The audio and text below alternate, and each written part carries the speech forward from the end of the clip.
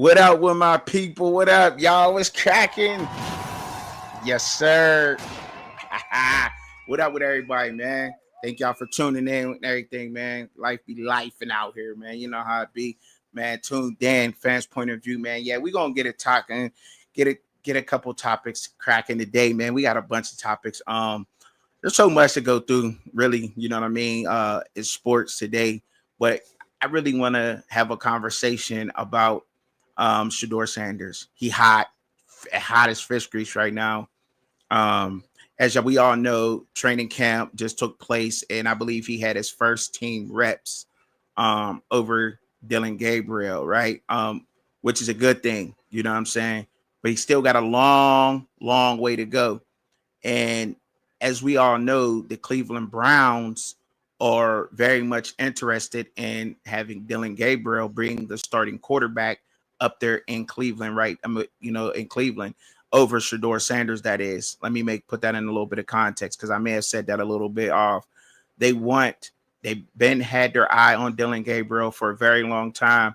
The only thing that's been holding Dylan Gabriel back, as far as we know, is his height. And we're not professional analysts or anything like that, but we all know that that's what's been holding Dylan Gabriel back, his height, right? But they have been heavy favorites of what he's doing. Kevin Stefanski has. There's been multiple reports on that, and Shador Sanders kind of got just picked up by the Browns, whether it was ownership or the head coach's decision. But from the faces of people, there was a little bit of controversy about that. They wasn't that happy about the pick, but that's in the past. We just want to talk about what's going on now and what we do know, right? The facts about what's going on with Shedeur Sanders and Cleveland, and a little bit about the AFC North and how the other teams are looking and shaping up. Of course, I'm a Pittsburgh Steelers fan, so I got to talk about them. But but I want to get to Shedeur Sanders, and as the title says, should they develop him or should they trade him? Which one is it? So I kind of wanted to bring y'all all in, and let's have a panel and let's discuss some of these things. You know what I'm saying? Tell me how you feel about the situation on, should Shedeur Sanders be developed in Cleveland or should he be traded from Cleveland? Because right now he's looking like he's battling for the third string spot. Let's just call it what it is, right? Because there's a battle going on with Kenny Pickett and Joe Flacco for the first string quarterback. And as we all know, starting Kenny Pickett from a Steelers fans point of view, I don't know if that takes the Cleveland Browns or set them up where they want to be set, right? Because even if he has one of those spectacular type of seasons or a good comeback season this year for the Cleveland Browns, looking to the future with Kenny Pickett, could the Browns really do that? Or do you think the Browns should do that? You know what I mean? It's kind of a pickle that he's in. Shedeur is in anyway, right? And then you got Joe Flacco, and he's probably only going to be there for just this year. And they're probably going to want to move forward with the younger guys, right? Because they're invested in Dylan Gabriel and Shedeur Sanders, correct? And then so that right there, you know what I mean? That takes care of the first and second string. So we do know that he's battling out for the third and fourth string positions. Now, we also heard that, and this, I ain't trying to be funny or nothing, but, you know what I mean, there wasn't enough receivers out the first day of OTAs, mini camps that coming back, and there wasn't enough receivers for him to throw to. So, there was some, I don't know if people was being funny trying to report it or not, you know what I mean? He was throwing to equipment guys or something like that, or whatever else, that's a lot of speculation in that. But however, there just wasn't enough receiver. I will say that there wasn't enough receivers for Shedeur Sanders to throw to. So they had to, get some guys or whatever around to run the routes. But he has taken team snaps. And I do got some of the footage that I picked up on X. So we can kind of, look at and see what he's doing, because we do know that he's accurate, right? We know Shedeur Sanders is accurate. He can throw with anticipation. Like, you know what I mean? We do know those things about Shedeur Sanders. We've seen him ball. However, Jerry Jeudy is he Travis Hunter-esque? You know what I mean? Like, can he make up for a lot that went on in the Colorado offense? We can get into all of that later, but I just want to kind of stick to the facts of what's going on and what's really happening out there in Cleveland with Shedeur, because there's so many people that's reporting it in a different way. And I'm trying to not to come off as a hater, although I know that I am, because I'm not here to, I'm trying to keep it down the middle for everything and for everybody, but because I'm just going to tell it how it is, because I believe that Shedeur struggles with post-snap reads. You know what I mean? I think his pre-snap reads, I think he do okay with those, but I think post-snap, I think he just, and sometimes pre-snap too. So I want to take that back, because pre-snap, as far as adjusting his line to the coverages that he sees, because sometimes we seen guys going in free, maybe he's making a change at the line, and we seen guys rush free. We seen that we seen an example with the UCLA game 2 years ago. That was an example of that, and he picked up on that. But we also seen him get ramsacked by a couple of people, and all of that is not on the offensive line at Colorado. Some of that is due to the QB's non-reads or whatever. And he's admitted to, it several times in the past of, him not liking option routes and throwing little hints out there that, he has things that he needs to work with, and he struggles with things as far as, reading defenses, posts, and pre-snap reads. But that's something that all rookies do. That's just not Shedeur Sanders per se, right? This is something that all rookies do, especially when you're coming from the college level going to the NFL, where there's a 1% of athletes who train at the highest levels and are doing things at the highest level like no other. There's nobody out there, and that's in the NFL, that's on that football field in a starting position that isn't the 1% or the couple of percentage at that position, right? Because there's not that many guys who can outbeat that person. They're really a professional for a reason in the NFL for a reason. It's not no reason why these guys are in the NFL, right? So, and with that being said, we look at what he's going through in Kevin Stefanski's offense, because he's already admitted, like, look, man, I'm trying to learn this offense. But I don't think a lot of fans out there, and some people, they're not hearing that. They're not grasping that. You know what I mean? They're not grasping what Shedeur Sanders is throwing out there. You got to listen to what Shedeur is saying in these in these press conferences and the hints, and watch some of the film. Like, we know he's doing good out there, but some of these guys is going to be getting a 9 to 5 like me and you. You know what I'm saying? Like, let's call it what it is. Some of these guys that's out there right now, guarding these receivers that he's throwing to, won't be making a team. They'll be passing out Gatorade, handing towels, or they'll be working it 9 to 5 like us. You know what I'm saying? So we have to keep that in account too. But we do know his strengths, and he has telling us that he's working on that. So I guess I'm pretty much just trying to say, like, just like let's pump our brakes. You know what I'm saying? Because he's letting us know that he's working on these things, and it's a process. You know what I mean? This ain't college football no more. This is a process in which he has to learn, and he's willing to take his time doing that. So why is there a fan base out there? And I get it. You can be positive and be encouraging with words, but however, if you're a pundit per se, or if you're somebody who's supposed to be reporting on sports or talking about sports, you got to give it raw. You can't beat around the bush with things. You know what I mean? Because there's certain people who will, talk all positively and give you, and it kind of leads to false information when you're leading into too much negativity or too much positivity. That's when you start going into the realm of misinformation, because everything in that sort ain't true. Even if you want to make it sound that way, you can make things sound really good, but is it always true? Because you're delving too far into that realm, right? You get what I'm saying? Do y'all understand what I'm saying? Y'all catching what I'm saying a little bit? You know what I mean? So that's all I'm getting at right there. And what that point is just saying, chill out a little bit with this, because I do think that, however, me personally, I think I'm on the side of, I think Cleveland should develop him, right? But then I do see the argument for trade, and I'll get into that. But I think they should develop him because, look, Cleveland hasn't had a starting quarterback for years. They haven't had a franchise guy for years. They kind of let Baker Mayfield slide out of there with the whole pretty well Odell Beckham thing going on. And I'm sure a whole bunch of Cleveland Browns fans is kicking themselves in the ass like, man, we should have kept Baker around. And a lot of people, me being a Steeler fan, to be honest, like, Baker Mayfield gave us a tough loss, and that's losing to the Browns in the playoffs. I'm looking at that like, damn, like he tore us up. You know what I mean? So I'm happy that y'all let it go. Like, you want me to keep it a buck. Like, I'm happy about it. But, I know a lot of y'all Cleveland Browns fans was probably like, damn, like, man, I'm not feeling that at all. I wish we'd have kept him around. But they looking for a franchise guy.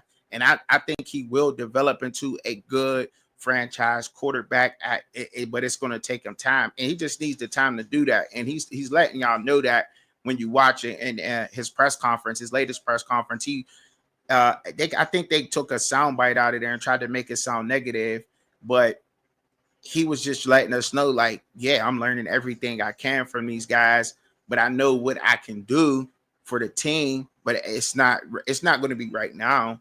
You know what I'm saying? I don't think it should come in right now, week 1, and start. A lot of people think the Browns are going to be bad anyway. Rather Joe Flacco comes in and starts week 1.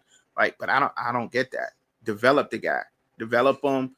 Take your time, and he'll hit the field eventually. Even if Joe Flacco comes in and gives y'all 7 to 9 wins, that's better than last season, right? You know what I'm saying? But I do see where some fans want to say, like, and where y'all getting at, and y'all like, dang, like, but if we're going to be only getting 7 wins, why not bring the Dylan and Shedeur in anyway? You know what I mean? But we still got the preseason to go through and to see what they're going to do in the preseason. Also, that's going to play an effect in Kevin Stefanski's mind, because there's certain things that these quarterbacks can do on the field that can change his mind and say, well, I can't overlook that, because you know what I mean? You can have your favorites, you could be playing the politics or whatever, but one thing you can't deny is talent. And if it's there, it's there. You know what I'm saying? So if they're showing out during the preseason, you cannot deny them a spot, whether it's third string or fourth string, whatever it is, but it's not a bad thing if he's third string. It's just not. And I want to try to calm a lot of people down and say that it's not bad if he is third string, because there is a bunch of things that he has to learn. And I'm always on the side of, and I've been following them since Jackson State, right? If y'all notice and you go really back and you look at a lot of the stuff he was running from Jackson all the way through Colorado, it's been the same thing. Even though the offensive coordinators changed, they're going to roll with what he knows, because he just recently said it out of his own mouth. He was thrown into the fire. You know what I mean? But he always came out above, on top. He said that. He's actually said that. So with adversity and putting him in that, yes, that's good. But now we're on a pro level now. We're on a professional level now.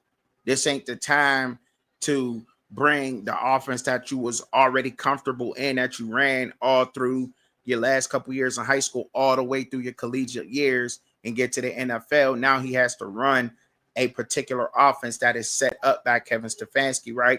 He has to learn that offense. He has to learn how to slide his protections against the defenses that which he's seeing. He has to learn the hot routes, which route it is, and he's getting there. You know what I'm saying? He's going to get there, and it's going to take him time to develop into that. But we also have to remember too that there's other quarterbacks there. Even though we, you know what I'm saying, we know, like, if he start, it's going to go crazy, there's mad fans or whatever, but there's also other quarterbacks there too who's going to get better in that offense too. So he has competition there. And this is just a realization of just life in football. No matter what you're doing in life, right? You got to, if you want to get to the top, you got to outwork, you got to get better at your craft, and you have to learn things as they go. And you have to be able to take criticism. You got to be able to take that. There's no point of not being able to take the criticism or anything that comes with, playing the game of football. But he's getting there, man. And he's going to show up, you know what I mean? And it's just going to take time. Now, me personally, I think, week 8 or 9, I think that's a good start time for Shedeur Sanders to come in. I do think that he should go in over Dylan Gabriel, but Dylan Gabriel's a bad man. He got a cannon too. Like, and we have to remember that he's played in 3 different offenses already, like with 3 different coordinators, but he actually played in 3 different offenses. Like, it's a difference between when you just going through a coordinator, but you're running the same offenses and same plays. Like nothing has changed up at Colorado. The offensive coordinators did, but the plays didn't, right? And when you look at his competition, Dylan Gabriel has played in 3 different kinds of offenses through his collegiate years. He's been at UCF, Oklahoma, and he also played in Oregon, right, under Dan Lanning. So that's 3 different places to where he's played, and so he's already showed that he can adjust to a new offense within a year and get it in, right?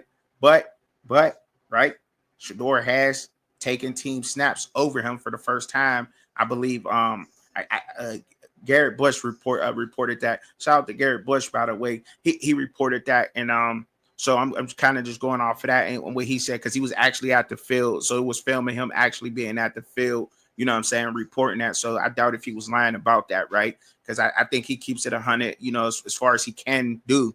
You know what I'm saying, or whatever. But look. That's just what it is, man. You know, and I just want to get the conversation started. You know what I'm saying? Invite some people up on the panel and let's talk about it. You know what I'm saying? Get indifferences on how you really feel about it. Do you feel that Shedeur Sanders should be developed, or do you think the Browns would be better off trading Shedeur? You know, because I do think that there's a lane for that too. I do. I honestly do. I honestly think that there's a lane for that too. On what he brings, but will the Browns be willing to part with all that he does bring to a organization, right? Because believe it or not, like I feel kind of crazy about it. Like, you know what I'm saying? I feel like he's almost being used, but that's just the business, right? It's just the business of things. And I'm sure that he has his business already figured out on what, you know, y'all using my name, y'all use my name, image, and likeness to sell tickets or get people through the door. Like, I want a piece of that too. So I'm sure he has something worked out. Now, I don't know if that's exact, you know, I'm just speculating on this. This is just pure speculation, but I'm almost sure that Shedeur Sanders has it worked out to where, you know, if a team is using his name, image, and likeness to sell tickets or to, you know, bring fans or whatever it is, you know what I'm saying, as far as the team goes in the NFL, he's getting some of that paper. You feel what I'm saying? So, well, you know what I'm saying? We'll talk about it. Let me drop the link out here for anybody that be might willing to join. If not, you know what I'm saying, I'll keep it moving. But let me get to the link. Y'all gotta give me a minute, man. You know what I'm saying? I'm not be crazy sometimes. All right. What's this? Is this it? Yeah, that's it right there. All right. Yeah, because it be changed. It didn't change on you like 4 or 5 times, man. StreamYard that changed so much, bruh. Like for real, yeah, it done changed so much. All right. I got it. There we go. All right. So that's the link right there. The link is in the chat, man. If you want to come up, man, on the panel, man, you want to talk, you know what I'm saying, some Browns, you want to talk some Shedeur Sanders, you want to talk it-ish, whatever you want to say, the banter, let the banter begin. You know what I'm saying? We do get kind of crazy sometimes. If they're going to come up, if certain people pop up in here, we do get crazy sometimes. But look, I'm back up on it. Like, that's pretty much all I'm trying to say, y'all. It's just get a man a break, yo. Like, chill, because I feel like when you put so much expectation on a person, or, you know what I'm saying, it's cool to be a fan, right? It's cool to be a fan and to uplift somebody. Do good, you know what I'm saying? Do good, Shedeur. I hope you have a good practice today. Shedeur, I hope you have a good season, you know what I'm saying? Or whatever, right? But there's a totally difference when you like, he's going to start. He's going to, you know, start week 1. He should start week 1. I think that's just over the top, because let's look at this realistically. Like, look at it realistically. Like, be honest. You know what I mean? And this just ain't. Now, maybe the NFL could get it wrong, but back when they got it wrong about Tom Brady, there was a total different, and Aaron Rodgers, there was a total different process, right? Nowadays, it jumps out the screen. They have no problem with starting rookie quarterbacks. There had to have been something that we do not know, and I really can't speak on that happened, or something they knew, you know what I mean, that caused that to happen, because I was shocked about it, and I'm sure a whole bunch of other people were shocked what happened. But to me, it's the eyes, like, and the only thing, and there's certain things that could come up, like, can he really, you know, work in a new offense outside of what he's been running? That's been a big question. Like that's really been something big question. I've done my research on it, but I didn't want to, you know what I'm saying, cut out film from high school and college and come out here and just seem like more of a hater because I'm on the other side, you know, the spectrum of just being honest and just giving honest sports takes. So I didn't want to just jump out the window and be like, oh, yo, look at this. You know what I'm saying? Like Shedor's been running the same offense since high school. I didn't want to come out here and do that. You know what I'm saying? Because there's a lot of different quarterbacks. There's a lot of quarterbacks that's at the collegiate level that benefit from running the same offense that they did in high school and running a similar offense in college. You know what I'm saying? He's just not the only person. However, when his new coordinators came in, like Sean Lewis and Pat Schumer, I don't think that he ran their full offenses. You know what I'm saying? Like maybe something was pulled out of their offense and added to a little bit, you know what I mean, the tweak, but I don't believe that it was the full Sean Lewis offense or it was the full Pat Schumer's offense that he actually ran, right? And it's just speculation to this point, right? It really is, but no, that's not. But you know what I'm saying? Knowing what is speculation at this point is if he can actually, you know what I'm saying, run it, or does he know how to read the defense, right? So, to some of y'all. But I could have came out here and I was like, nah, I'm not getting into all of that. I'm not going to do all that. You know what I'm saying? I'll leave that up to y'all to do that because I figured it out, and I'm no film guru myself, right? But if I could figure out, I'm sure anybody else could too. And if anybody out there know how to break down film and look at it, they'll be like, yeah, like it's pretty much the same. But you could say that for, you know what I mean, a couple of quarterbacks, and that's why the quarterback play is so horrible because these guys are not being developed. A lot of quarterbacks in the league now are not being developed. A lot at the collegiate level. There's only a few teams and a few schools out there that are actually developing players in positions.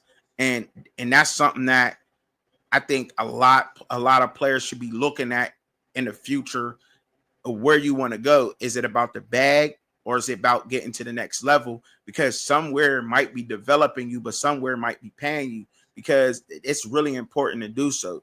Because they're all, of course, you don't want to, you know what I mean, just put a player into something that they never did ever, right? You want to pull them into something similar. But that's why quarterbacks like Cam Ward and Dylan Gabriel, you know, are valued so high, because if you look at Cam Ward and what he was able to do, you know what I'm saying? Like he was able to go to a couple of different colleges and be successful in that offense and create a successful offense, and his stats, you know what I mean? So that's highly looked upon. Like those are different offenses ran by different offensive coordinators, right? So y'all get where I'm going with that. And I mean, if you don't, you know what I'm saying? I don't, at this point, I don't really know what to say about that. But that's the side I'm sitting on. But I could see them getting volume, like I said. And I'll go back into the trade once again for the people who just joined in. Seem like I got a few people up in here. So there's value in trading him. There's value in that. But can the Cleveland Browns, and will they be willing to part with that though? Will they be willing to part with everything that comes with Shedeur? Because you know you can maybe get some value out of him. You know, maybe you can get some value out of him, or you can develop him, like I said. But I will keep talking about the trade part for right now, because I think I talked about the development enough. But trading him, I think you can get you a couple of picks, a couple of nice picks. I don't know if you're gonna get first round value out of the 5th round pick, but it definitely will have to be. And I know this is going to sound crazy to some people, and some people may not agree. But that's why I got it opened up. That's why I got the panel opened up. The business side of having him on your team, right? It's going to create a buzz. Your social media, the younger generation, you know what I mean? The things he might do for the community, like that's huge to me. The ticket sales, things like that. And also, let's not forget, like all that comes with it. But I damn sure do believe that Shedeur Sanders can be a good quarterback. I know he can. It's just going to take him time. It's going to take him time to get where he needs to be and to where a lot of us want to see him be in the NFL. Give him a year. If Cleveland may not be the spot, it may not be the spot for him. You know what I mean? That may not be it for him. There's guys moving around all the time because I mean, let's be honest, we seen y'all drop the ball a couple of times. And I know there's a bunch of Browns fans that's like, don't drop the ball. Let's get him going. And that may happen. Because I came out and I said, and I'll stand on that too. I got the panel open, but I said I think they're now this is kind of oxymoronic, and it's crazy as hell to say this, right? But like you can have positives out of a bad season, right? This is what I think and what I believe. There's good things that he can show you and to keep him around, even if the wins are not there. You may see enough out of him to say, okay, we have something there, to the point where one of those first round picks can be used on helping the offense. Either it may be offensive lineman, it may be another receiver to go with Jerry Jeudy, it may be a tight end, whatever it is to help the offense get there, because now we have something to work with. It may be both of them that show you that. We never know. We've seen a couple of 3 start last year. Correct me if I'm wrong. I think it was like 3 last year that started, something of that nature. But you can have that. I think that can happen like that. You can see enough out of them and say, okay, let's roll with. We've seen enough out of him. He's picking up the offense. He picked it up really well towards the end of the season. You see what he's capable of doing. We see his weak spots. Maybe if we add a guard, if we can get the right guard, to help shore up the offensive line, that gives him an extra half a second to open up. Or maybe if we add another weapon to this offense, they're not keen on Jeudy as much, and he'll be able to move the ball efficiently and dink and dunk, however that may be. But they're going to probably establish the run, I'm pretty sure, with having Dylan Sampson and Quinshon Judkins both in the backfield. They're going to want to establish the run, and I think that's going to help him tremendously. Kevin Stefanski likes to run. That's when that offense was most.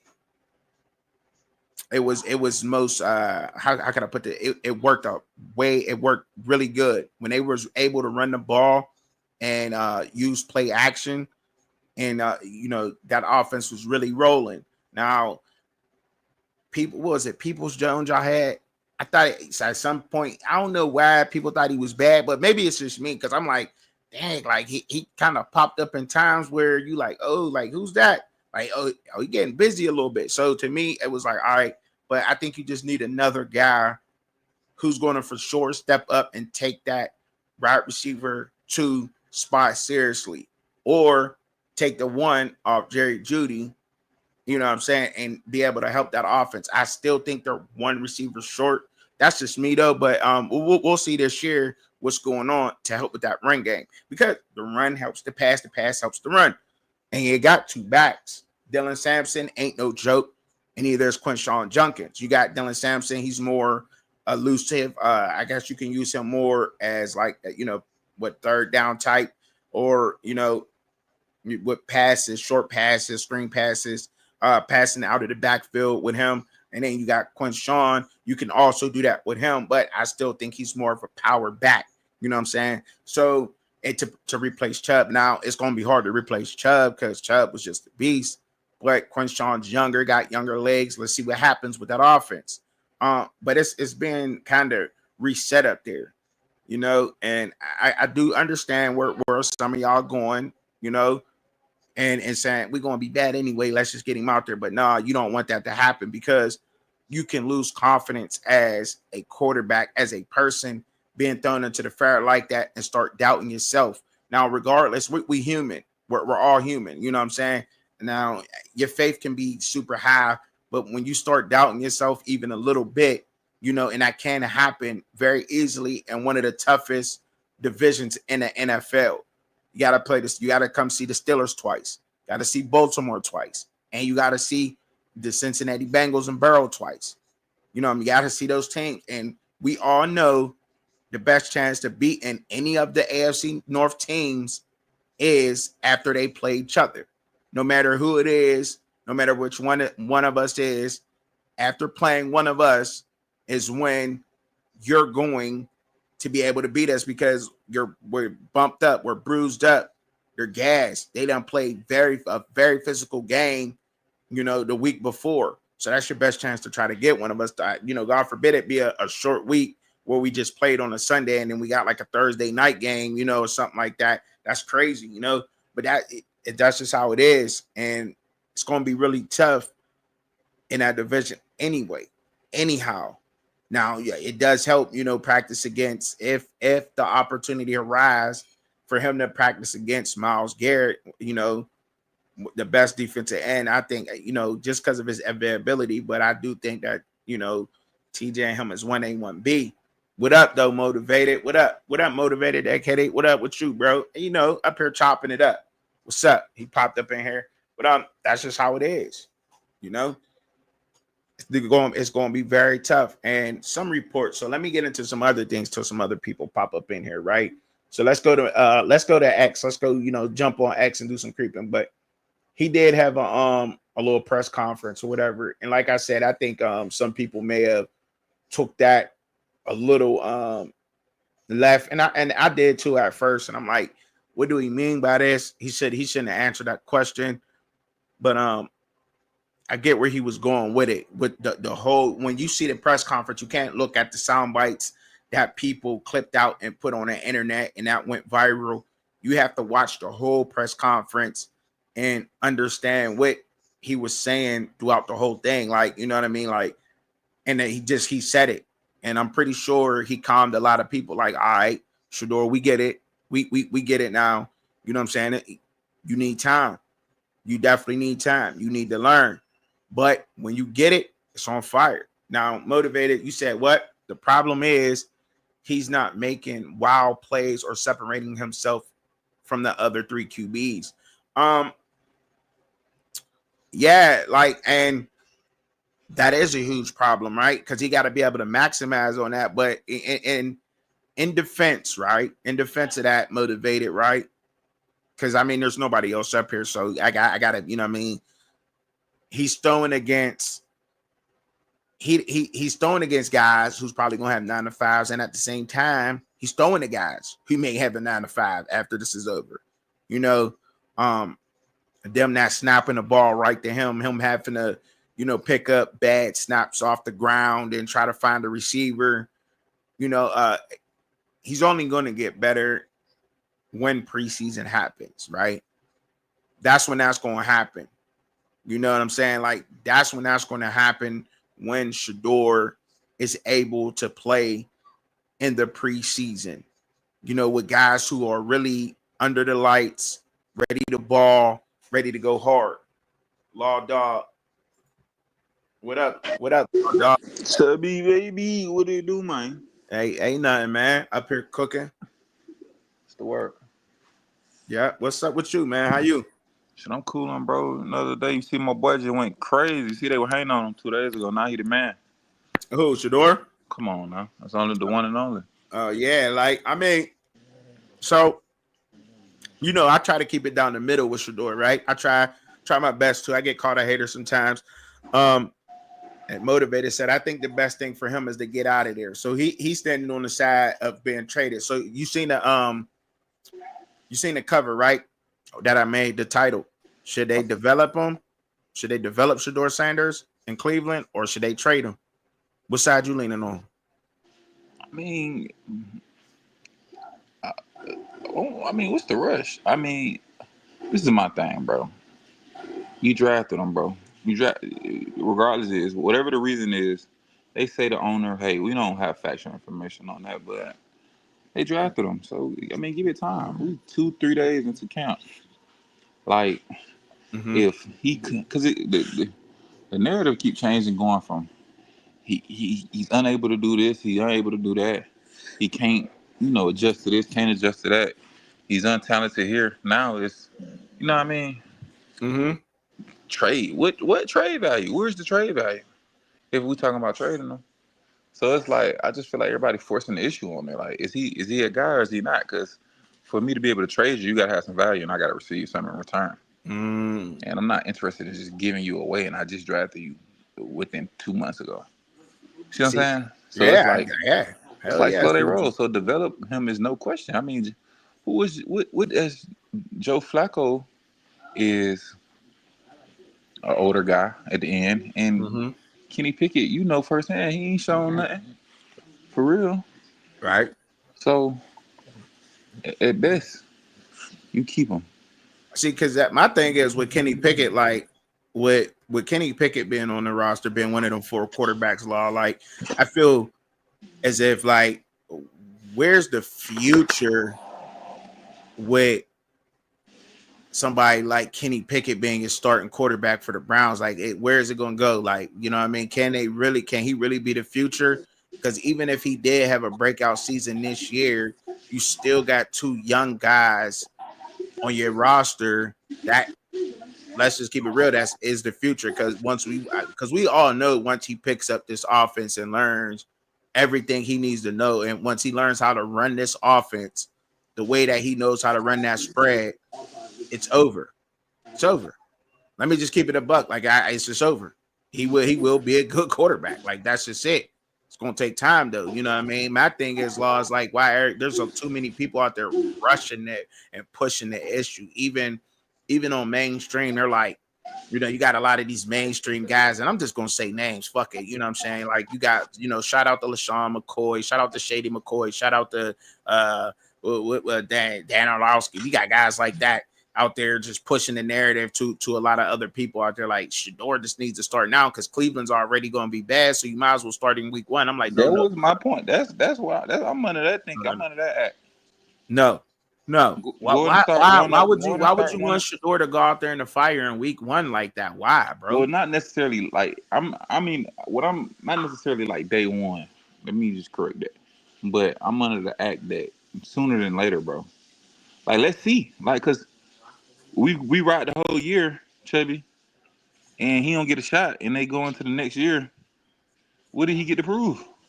I mean, like, so, like, okay, Most quarterbacks is going out there now, though, Chubby. Most of them.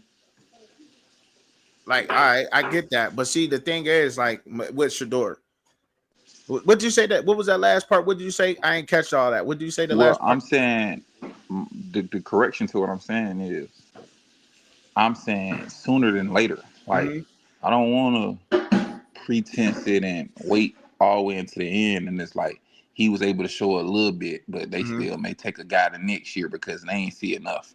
Well, he may not pick up the offense as soon as, what I mean, we want him to. You know what I'm saying? He may not pick up the Well, offense I'm in under the week act that 1. he was a first round type talent, bro. So first through second, I say that. I mean, we look, we always surprised about that, law. That's no doubt. Like, But we I'm we saying went, we if was I'm live saying on the if draft guys week. like Cam, if guys, I'm 1A, 1B Cam Ward Shedeur, bro. So if Cam Ward finna be out there day, what shit, Shedeur gonna be able to do it. So, It's football.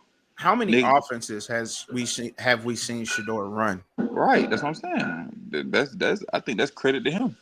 Most guys when they have multiple offensive coordinators, they struggle. Like Caden Salter. He lost a few guys. I think maybe his coordinator left. Mhm. Maybe not him. I could be mistaken. But you understand what I'm saying. Like when Yeah, I get certain what you're guys lose saying. coordinators, they numbers don't get better. But that's the thing, though, law. Like, we both know that. I mean, we know that Shedeur has not actually ran his offensive coordinators' offenses. Right. So he should be better. I think you think okay. If I've been bussing with the just nine, right? Mm-hmm. And this nine, it's just a dead shot. I'm hitting everything. It's getting it done. Cool. You see what I'm saying? But if a nine got an AK Draco with the switch, I got more to my artillery. So I feel like it's a plus. Like I said, Be I don't running the just see it same the same way, offense. bro. I see him as a guy, bro. I don't see him how everybody see him, bro. I mean, look, I'm a like, I want him to succeed. Yeah, right. You know what I'm saying? Regardless of Okay, let me him. ask you this: What's up? if he was on the Steelers roster, right, Yeah. and you got him, Mason Rudolph, and who else over there? Let's take A Um. Rod out of it. Damn, I can't even remember old boy's name, man. That don't even matter. But just, Okay, okay, boom. If it, you know what I mean. At what point would you want him to be the starter? Me personally, I want Shedeur to start. I would want him to start week 9, As 10 a after Steeler. he learned the offense. After he learned the offense, because you still got 7 games left in the season. Can you hear me? Yeah. All right. So you still got 7 games left in the season. I'm sorry, I had to do something. But so you still got 7 games left in the season, right? To see what he's proven and to see if he's actually got the offense down, because it matters when you're in a spread and you ran a spread for the past 6 years of your life and you actually didn't have the chance to I don't run. think so. I don't think so. How? Because the concept, because okay, the spread is okay. Offensive is really about schemes and Okay. concepts, right? All right. And so that's when you break it down, when you bust Mm-hmm. it down, and you find out what it is.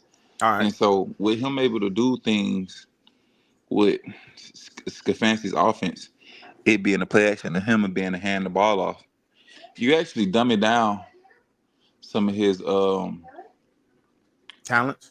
not talents, but what do I call that? You actually minimizing his opportunity to fail. Okay. See what I'm saying? Because you Yeah. running the ball, you doing things like getting the ball out to the tight end in the flats and Mm-hmm. hitting them up. You see what I'm saying? Yeah. So it's actually cutting down his operation rate. Okay. And I just feel like I said, I'm not opposed to what you around week 6 or 7. I'm kind of in that. So we agree there. So we see it the same basically. Right. But I was more when I was answering your question, I was leaning towards what you asked me from the beginning as far as the And I have to look. I have to agree with that. Like I think running. Look, okay. So to me, running the same offense, right, and not being able and just being kind of gun ho and having Travis right is it hurting because of the fact that you are in a Kevin Stefanski offense. To what your point is like you slowing them down a lot. Now you got to hand the ball off. First and second down. You only got third down to operate on the pass, and you got to be on point with that pass. But it may help with the run game. You know what I'm saying? And there's a lot that he has to learn, and he's told us that though. This came out of his mouth though, Law. Like, now, that's he got to speak like that, bro. I get that. I know he has to speak like that, but I also think that that's genuine too, though, because we know that it's no joke. Like you, I mean, just but that's the because you learning in curve for all of them, bro. That's what I'm saying. Like I said, I don't like. That's what I'm saying. So when I look at it, and we speak about even when we're talking about Cleveland football, bro, we wouldn't be talking about Cleveland if it weren't for him, right? So I okay, look at this landscape of it, like how I always looked at it in all football. All rookies are going through a learning curve. The DBs, the D yeah, line, the linebacker. yeah, So everybody got to do it. yeah, But I'm saying it's rookies that go out there day one and do it. right. And There I'm is saying, some that could go out there day one and do it, but I'm just saying, like, he's not in a NFC South, bro. This is the AFC North. You know what I mean? You got it. You right? But got that's what I said. you got Hendrickson We across from you. You got Van Noy across from you. You got TJ Watt across from right. you. But Alex Highsmith. so You are know what I we mean? start? But is this under the act of week 7 or not? Like what we talking about? That's what I'm saying. Like, make sure that he actually knows what's going on in that office. Now it could be week 7 or week 9. It don't matter to me, but make sure he knows what's going on. And I think the only thing, obviously, to some of the people, But right? I'm We saying are my thing is this though. Like you not wrong, but when the opportunity comes, he got to be ready regardless. yeah, and I think he will. I think he will be You know what I ready. mean? I'm I saying think he will be. if Joe Flacco go out there and he pull his back muscle and it's just over, he ain't got it no more. Kenny Pickett and it's between him and Dylan, somebody you gotta go, bro. You feel me? Like that old like if listen if what's buddy name? If Anthony Richardson can go out there Mm-hmm. and learn the playbook and figure and do enough to win the starting job up there in Indy, ain't no difference, brother. You feel me? With Caleb Oh, Williams, we going there, Law. You I gonna hit gotta me go with there, that, bro. Law? Cause I Really, mean, Law? Really? yeah, yeah. Kenny Pickett, Now, he had his shot. He ain't do nothing. Like, bro, that's the name of the game, bro. They now, don't get long. if You don't get if long. all else fails with Anthony Richardson, the dude ran a 4.4. What is he? I Six don't care, four? bro. What? Listen, bro. What do you need a quarterback to be able to do? What's the basic necessity, bro? You know what we know what the quarterback need to do. I don't have to I answer mean, that what's question. the That's number one rhetorical. thing though? No, just I mean, I'm talking about on a smart view, Chubby. For you, when you look at a quarterback, he got to be at least to be able to do what? Manage the offense. No, throw the ball, bro. Okay. I mean, that's how the need needs to be. The bitch can't throw the ball. Right. And but see the thing, okay, I get What's where the you're good going if with you could that. throw it the whole You field and funny. I don't You need you funny to for throw it the that whole long. field, bro? You funny What for what that what? long. You see what I'm saying, bro? Like, nigga, I'm not asking you to throw the ball the whole field every play, bro. What is that? I don't that serves me no purpose, bro.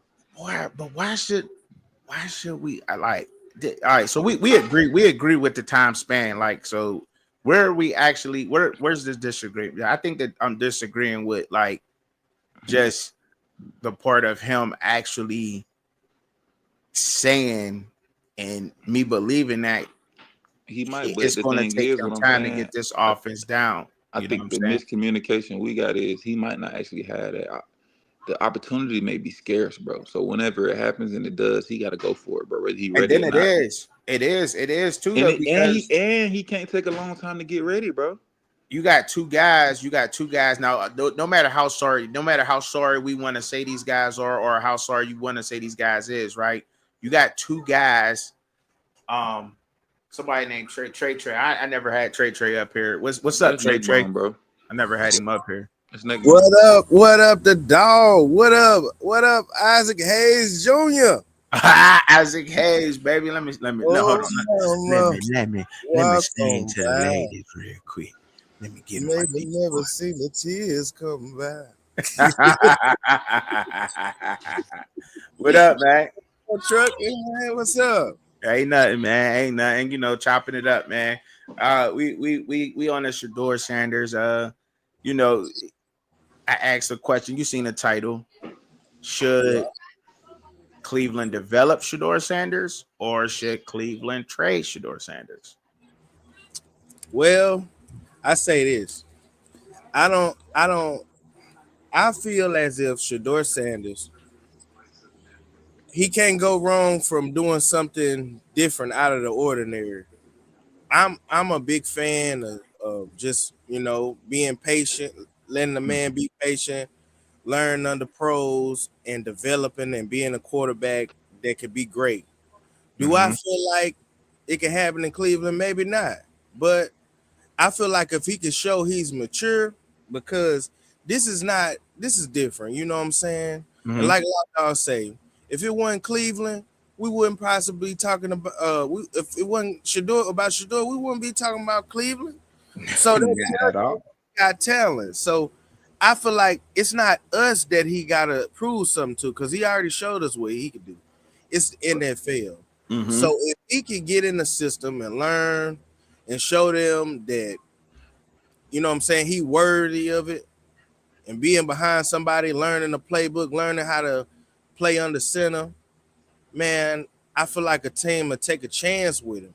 Mm-hmm. And that's all that matters, the NFL eyes. If he could, gain some more teams under his belt over this season, if he had to ride the bench all year, you know, and get some good get the coaches in Cleveland talk good about him. If they do decide to give him up, I feel like he'll be all right quarterback in the future. Because believe it or not, coaches talk to other coaches, man. So he Right. just got to get some people to be on his side more than them saying he don't want to do nothing. And I don't believe none of it, but he just got to do his job, man. That's it. Whether starting or sitting on the bench, being a third string, or being a scout team quarterback. Mm. Mm. All right. So how you feel about that? You got any pushback with that, law? I mean, nah, he got his. I mean, he got his own. You know, like I said, it's all opinionated, bro. Like I said, bro, we just gotta call it for what it is, bro. Like at the end of the day, like we may feel one way, but Mm-hmm. thing Absolutely. is this is it just is what it is. You know what Mm-hmm. I mean? And Yeah. like I said, the time you may want him to get to, he might not. He might be running out of time. He might need to go in the preseason and let it fly, bro. You know what I mean? That's exactly what he's gonna have to do. He's gonna That's what have I'm to make saying. some of them So wild plays for sure. For right. So sure. that's what I'm saying. For It ain't sure. no. So That's you what I'm can't even deny him. He gonna have to make some of them plays for sure. That's gonna have us sitting there, ooh, you know what I mean? Like, okay, because I mean, you can't deny him. You know what I mean? You can't. You like, yeah, okay, we got to work. We got something we can work with here. You know what I mean? Yeah, he has to make the coaches look at him like that. I mean, because realistically, I hope a lot of that other talk is dead, and about because he's definitely bad on for third string. That's what he's bad on for right now, right? You know what I mean? That's just what it is. You agree or disagree with that? I said one more time. I said he's battling for third string right now. You agree or disagree with that? Nah, he gotta be battling for first. Okay, so I said this the other day. I'm under the act that if Joe Flacco is the fringe guy, right? Because bro, he 40, bro. Let's just keep it a buck. Yeah. And if the rookies are close to or equal to, you let go of Joe, and then you let the two rookies battle for the number two. You know what I mean? And so And you keep better Kenny. keep Kenny. Mm, That's what I think. mm. Cause Joe, I Well, think they got a $4 million contract on him. Man, send Joe home, man. well, You better pick him back up if necessary.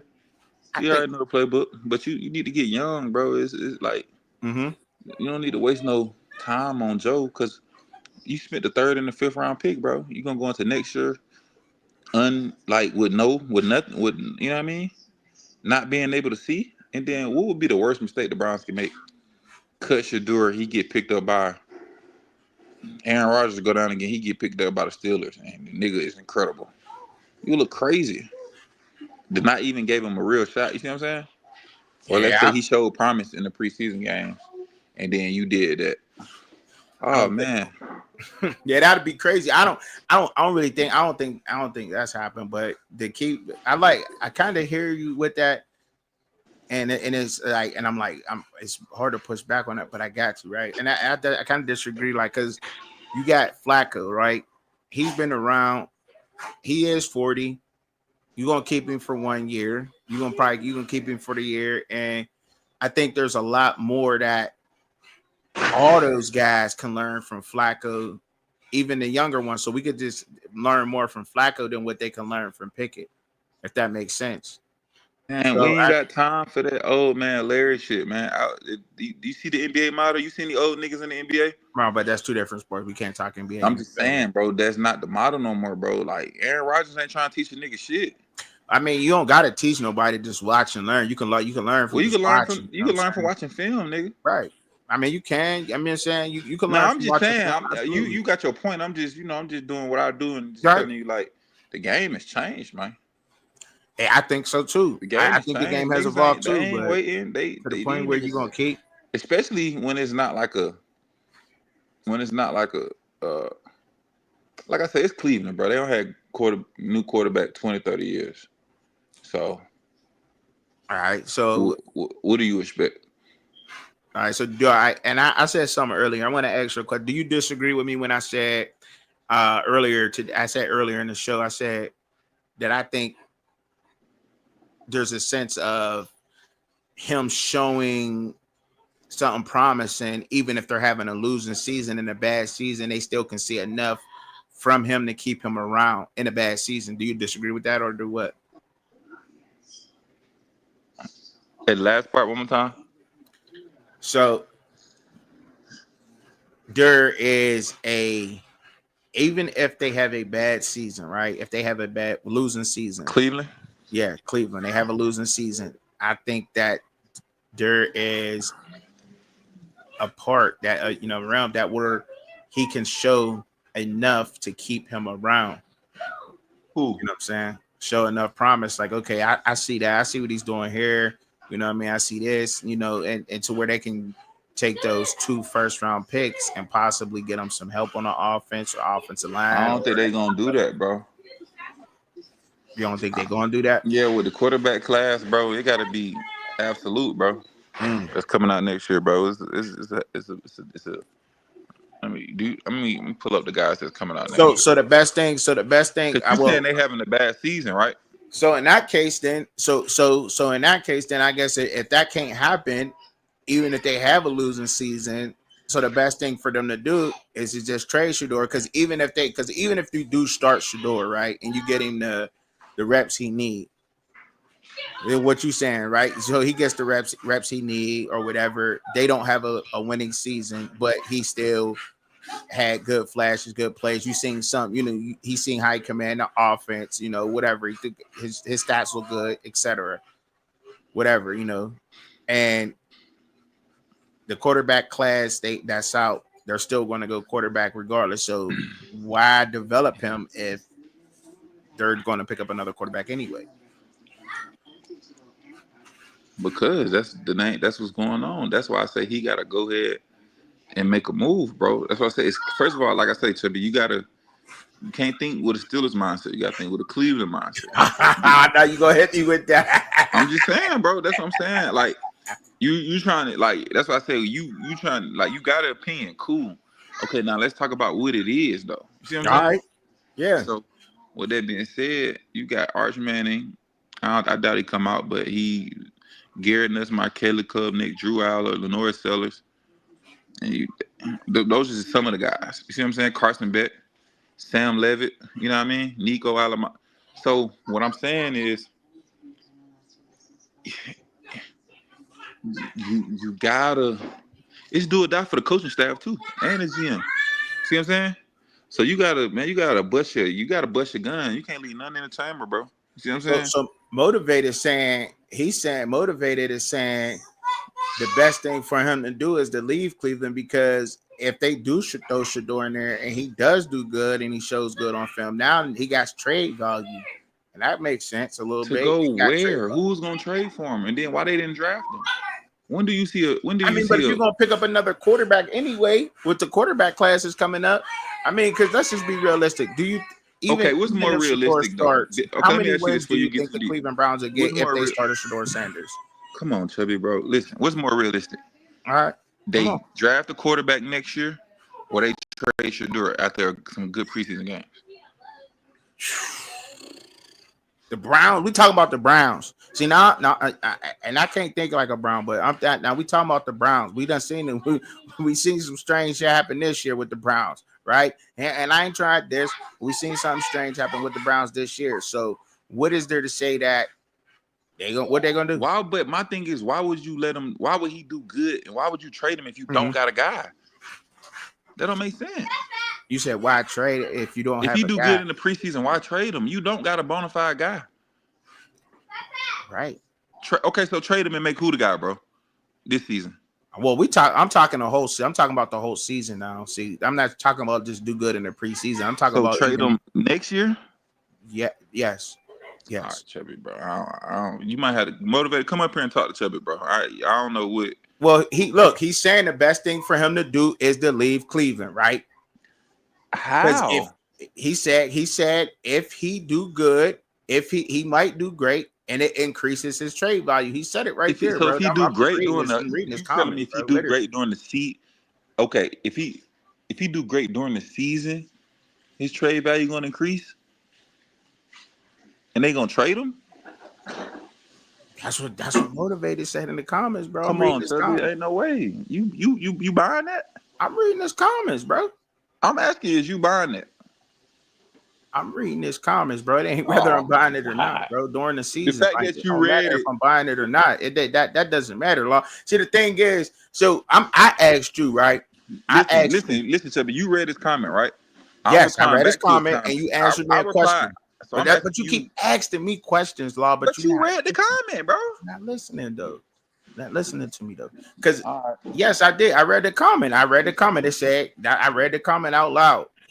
And I do like, okay, so how does that?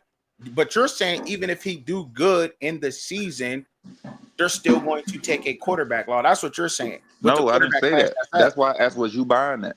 Because I'm not saying that. I'm saying it don't make sense if he do good. I mean, but if you're going to take a quarterback, if you're saying that, so if you're saying that they're going to take a quarterback, even if Shedeur Sanders, that's not what that's why I say you missed it. We was talking about the preseason with him creating trade value initially. No, I wasn't talking Now, about that. That okay, wasn't even now my it's been question, switched Law. to right. My Now it's been question switched. was, even if he shows promise during the season and he shows good, even if they have a losing season, if Shedeur Sanders throughout the season, if he somehow if he come in week, I don't know, we'll just say it for the sake of it, right? He comes in week 7. Say I don't know Shedeur how good Sanders you can comes in show and week not 7, win in the NFL, Chubby. and that's what do you mean? You see it because look, it's all about wins. That's the way that this media and everybody makes it look like, right? But Right. Exactly. even in a loss, you learn. You're learning throughout the loss, right? Okay, So so what? Let's get to it. Let's get straight to okay, it. So, at what pick do they have? Depending the season you talk, the type of season you talk about roughly, what type of pick do they have? the pick to me don't matter because they got 2 first-round picks anyway from the trades they already made, right? From everything that's already happened, and the Cleveland Browns already have 2 first-round picks regardless. So But I'm it trying to doesn't see what even. type of okay, well, what type of record they gonna have? I don't know what kind of record they're gonna have. I don't know that. I'm But just saying, that's the like, even basis of the point a, you making. a You losing saying season is below 500. Law. That's 7-9. That could be 7-9. That could be 6-10. That could be 5-11. That could be what 5-12. That's a losing season. You get what I'm saying? So even in a losing season, though, right? Everybody's not bad on a team that loses, correct? Right? bro, when it come down to quarterback, you know it's about wins and losses. Period. It Point is. blank. It is about wins and losses. But what I'm saying is, even just to keep him around, that's all I'm saying. Okay, well, we've seen enough to keep him around. You know what I'm saying? Like, okay, it wasn't just all bad with him. I didn't say that. You know what I'm saying? Like, okay, I'm like, okay, we're going to keep him around. Maybe will we go out and try to get him some help? Or we don't spend it for, but you're saying regardless, if they don't win, they're going to go first round. But I don't see, my thing is, and I'm gonna make this easy for you, right? And I'm gonna make this easy for a lot, and because we all know realistically, right? And this is what I believe. I could be wrong. No matter what one of these quarterbacks start for the Cleveland Browns, they're not going to have a winning season. Now I could be wrong on that. But no matter which quarterback you throw, whether it's Flacco, Pickett, Sanders, or Gabriel, they're not going to have you a 10-win season, right? That's just what it is. Right. So, and that's all That's I'm why I saying, kind right? of asked you the preference about what type of pick, general, roughly, or what type of record, because Mm-hmm. that would let me know the the way in which he might have Okay. played or how many games he was actually in and which game, how many games he won. They probably have a, I don't know, right? Let's say top 15 pick, bro. See what I'm saying? A top 15 pick. Oh, well then that might be enough. They If got you, the number 1 pick though for next year in the draft though. Well, they got Jack. Did they get Jacksonville's number 1 pick, or they have the yeah, number 1 pick? yeah, Jacksonville. They got Jacksonville's number 1. Okay, yeah, they got Jacksonville's number So 1. I'm just talking about they pick because we don't know what Jacksonville gonna do. You know what I mean? I mean we have an idea, but we don't know. So if they got Right. a 15 pick, I feel like that might be enough to. And he went. Let's say it's 17 games, Mm-hmm. and out of those games, he went. How many starts, Chubby? Let's say he. All right, I give it solid 7. He had a good He got 7 to be 5-2, bro, or better. to keep him around, Yeah, or maybe or or even maybe 3-4, maybe that pushing it 4-3. What?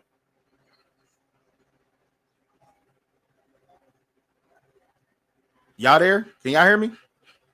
Did we freeze? Did we lock? I hear you, bro. Did law drop? Did he freeze up? All right. So can you hear me, Law? Because all right. So what you think, Neck Bone? Because you heard the conversation going on. What's up, Neck Bone? What's up, trucking man? Huh? Hold Like on. I said again, it ain't really what we think, bro. It's really what the NFL think. You know, if Right. It depends. It depends on his performance. First, let's go with what we got. We got a preseason coming up in 2 weeks.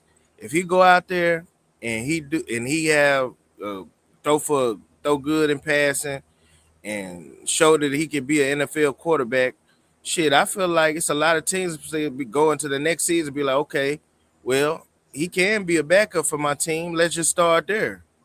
You know what I'm saying? And then the next preseason game, he Mm-hmm. go out there and do decent. That's great. But they still got that number one and Joe Flacco that they want to go get, who they want to lead the season. Mm-hmm. That's what they're showing us. It's not what Mm-hmm. we think. We want them.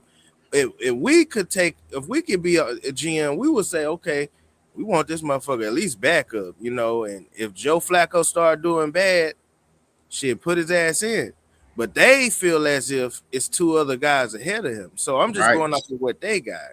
So Right. if he do good in the preseason, shit, he got a good chance of getting a job next year. Okay. Because now you got Joe Flacco and Kenny Pickett and then Dylan Gabriel. They're gonna play the season. You know what I'm saying? And Mm-hmm. that's what they got. That's what they done showed us so far. You know what I'm saying? So Right. I feel that. I feel you on that because he can't go wrong. But now if he go out there and he get the ball and they snap the ball to him, he going backwards and he can't pick up on none of the blitzes and he throwing picks left and right. Um, he might just. I mean, shit. They might cut him, but that's the worst thing you can do because what is he learning? right. What has he learned? What has he showed us? It's all about what you show on film. So he can't have a bad game, bro, and have it to where nobody picked him in the draft and he just sitting out there with no good film. That's Right. what we don't want to happen. Mm-hmm. Mm-hmm. So that's just my thing on that. I'm trying to. I gotta go back. See, I gotta go in the archives. I gotta dig deep in the archives because I gotta show a game where where you could play a quarterback could play a damn good game and still lose. Like you can still lose a football game playing a good game. It's like that's impossible to happen. Like you a quarterback can't play good and lose a game. Like yes, you can. Like I don't know. Maybe I'm wrong. I don't know. Maybe I'm tripping on that one. I don't know. Am I tripping on that? Am I tripping on that neck bone? Tell me No, I'm tripping.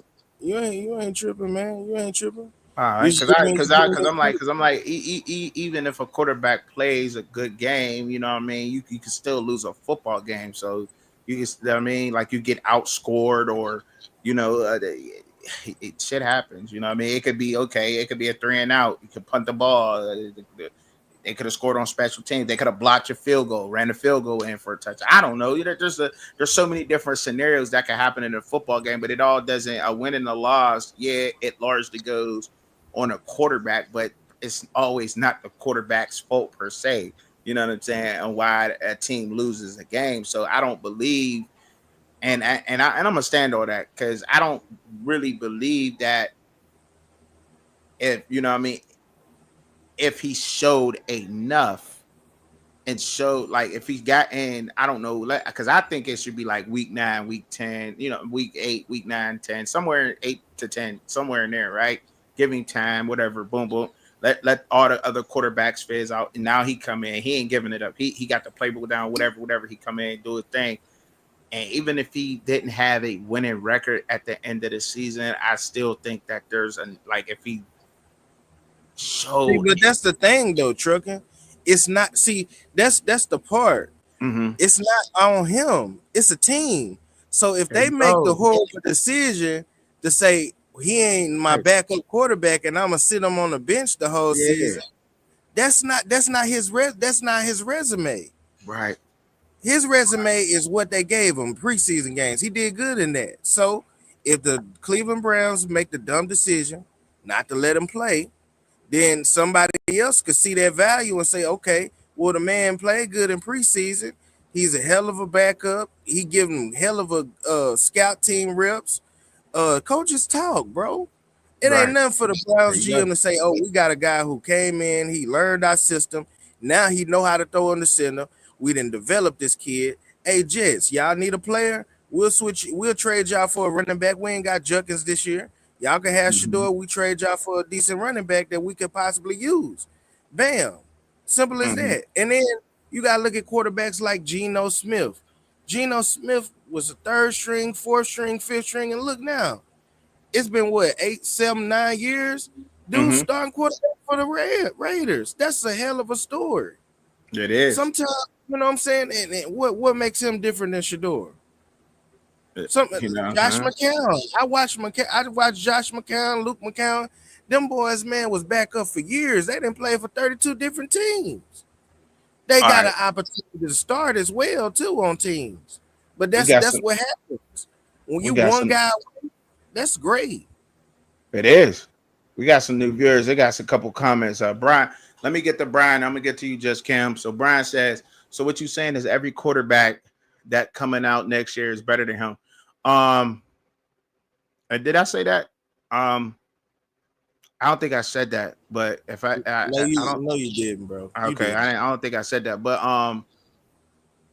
and I think that he would have one up on the quarterbacks next year because he'll have that NFL experience. So with that now the next one, you said which quarterback that's coming out next year was better than him if the quarterback class supposed to be so great.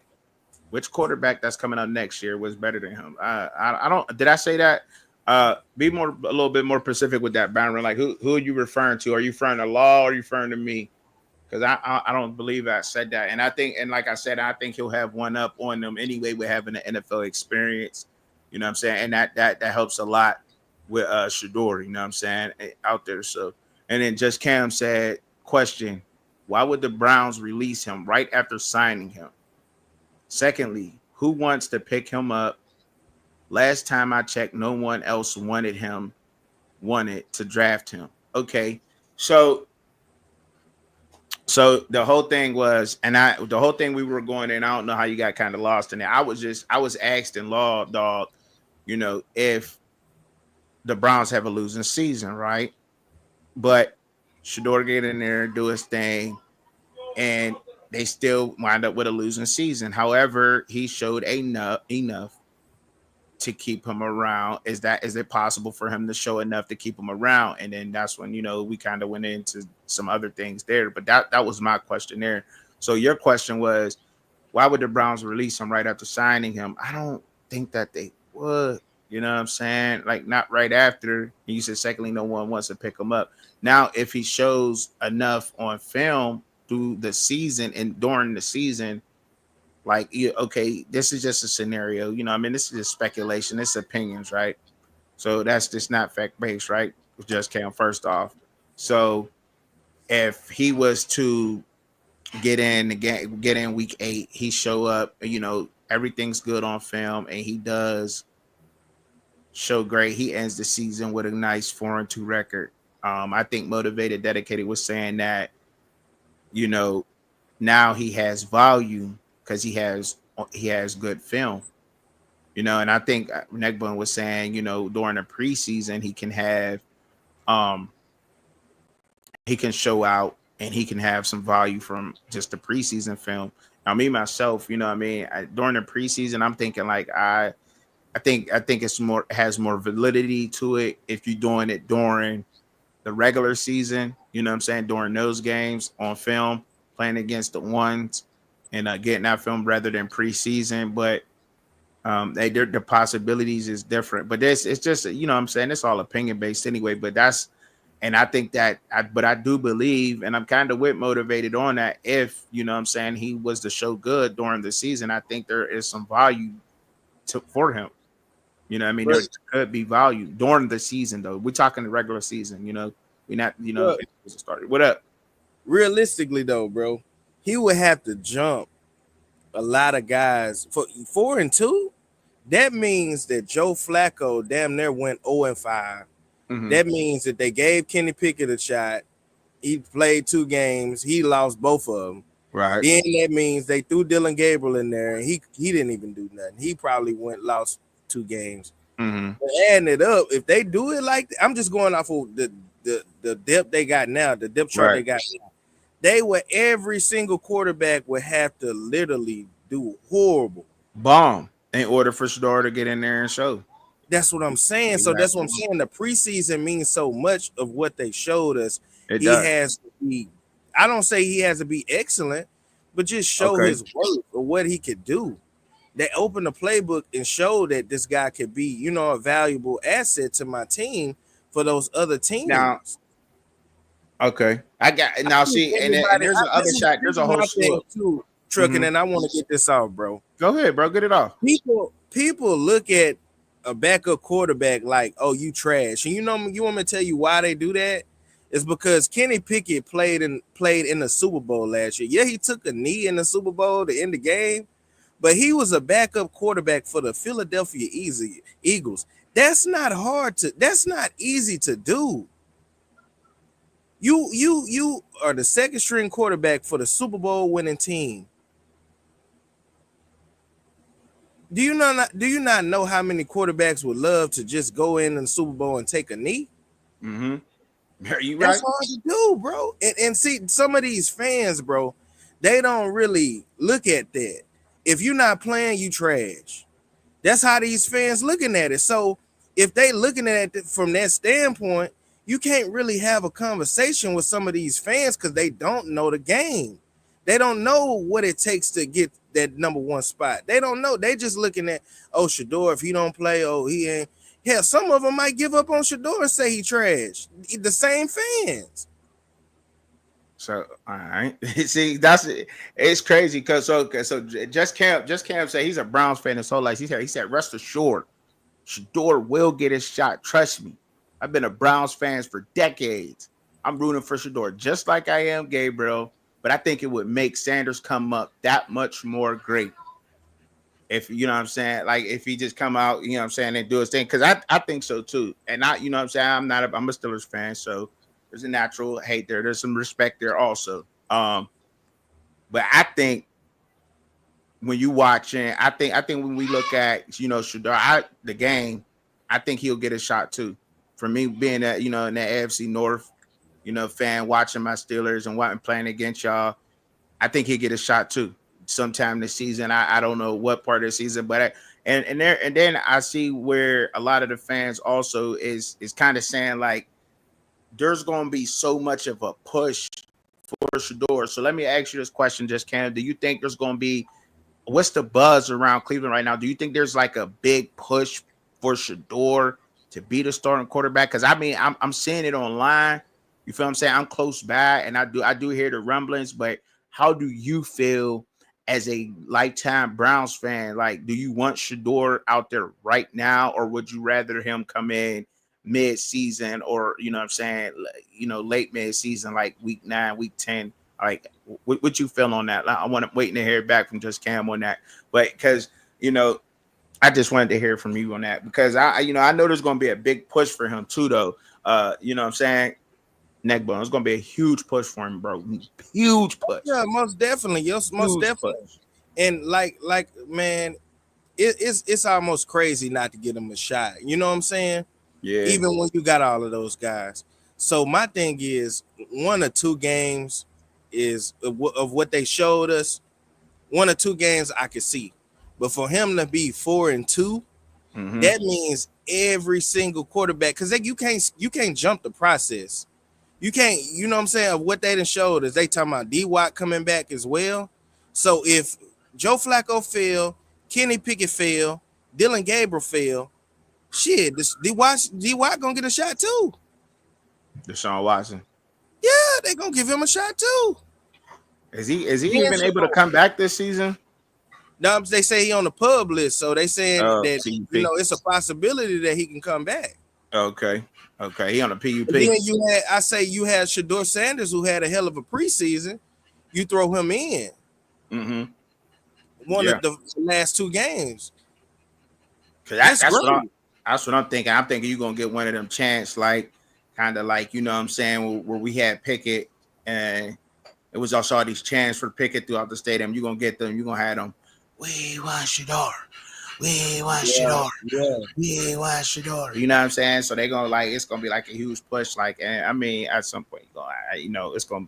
I don't know if that's gonna happen, but you know what I'm saying. I could possibly seeing that happen. But he said But he said Shedeur if he Sanders is goes out doing there in the great preseason, with bro, what he's he's been gonna do asked to well. do. I would recommend bringing him in later in the season, past the gauntlet of the first few games. I prefer Flacco and Pickett. Watson, no. All right, see, now that's pretty much where I'm at with it. Just Cam, I'm pretty much with that too. Because I seen y'all schedule. We, you know, what I mean, we pretty much got the same schedule. Well, we got the NFC North this year. I think this is just my opinion because we don't know yet, but I think the NFC North got some of the best teams. Teams, okay, not coaching. I think the best coaching is in the AFC West. I think so. I'm just keeping it real. They got some nice historic coaches over there. Um, but I think some of the best teams is in the NFC. If I had the best teams in the NFC for sure is in the North. We got all those teams. The Bears, like Vikings, Lions. They're, you know what I'm saying? We got them and the Packers. And then we also got to see each other twice. So that's a gauntlet. You know what I mean? It's rough. It's a rough season. So yeah, the first couple of, you know what I mean, the first 8 weeks or so, I think is a gauntlet. So I'm like, yeah, most definitely, you know what I mean? You don't want him to come in those games and have to learn against those defenses.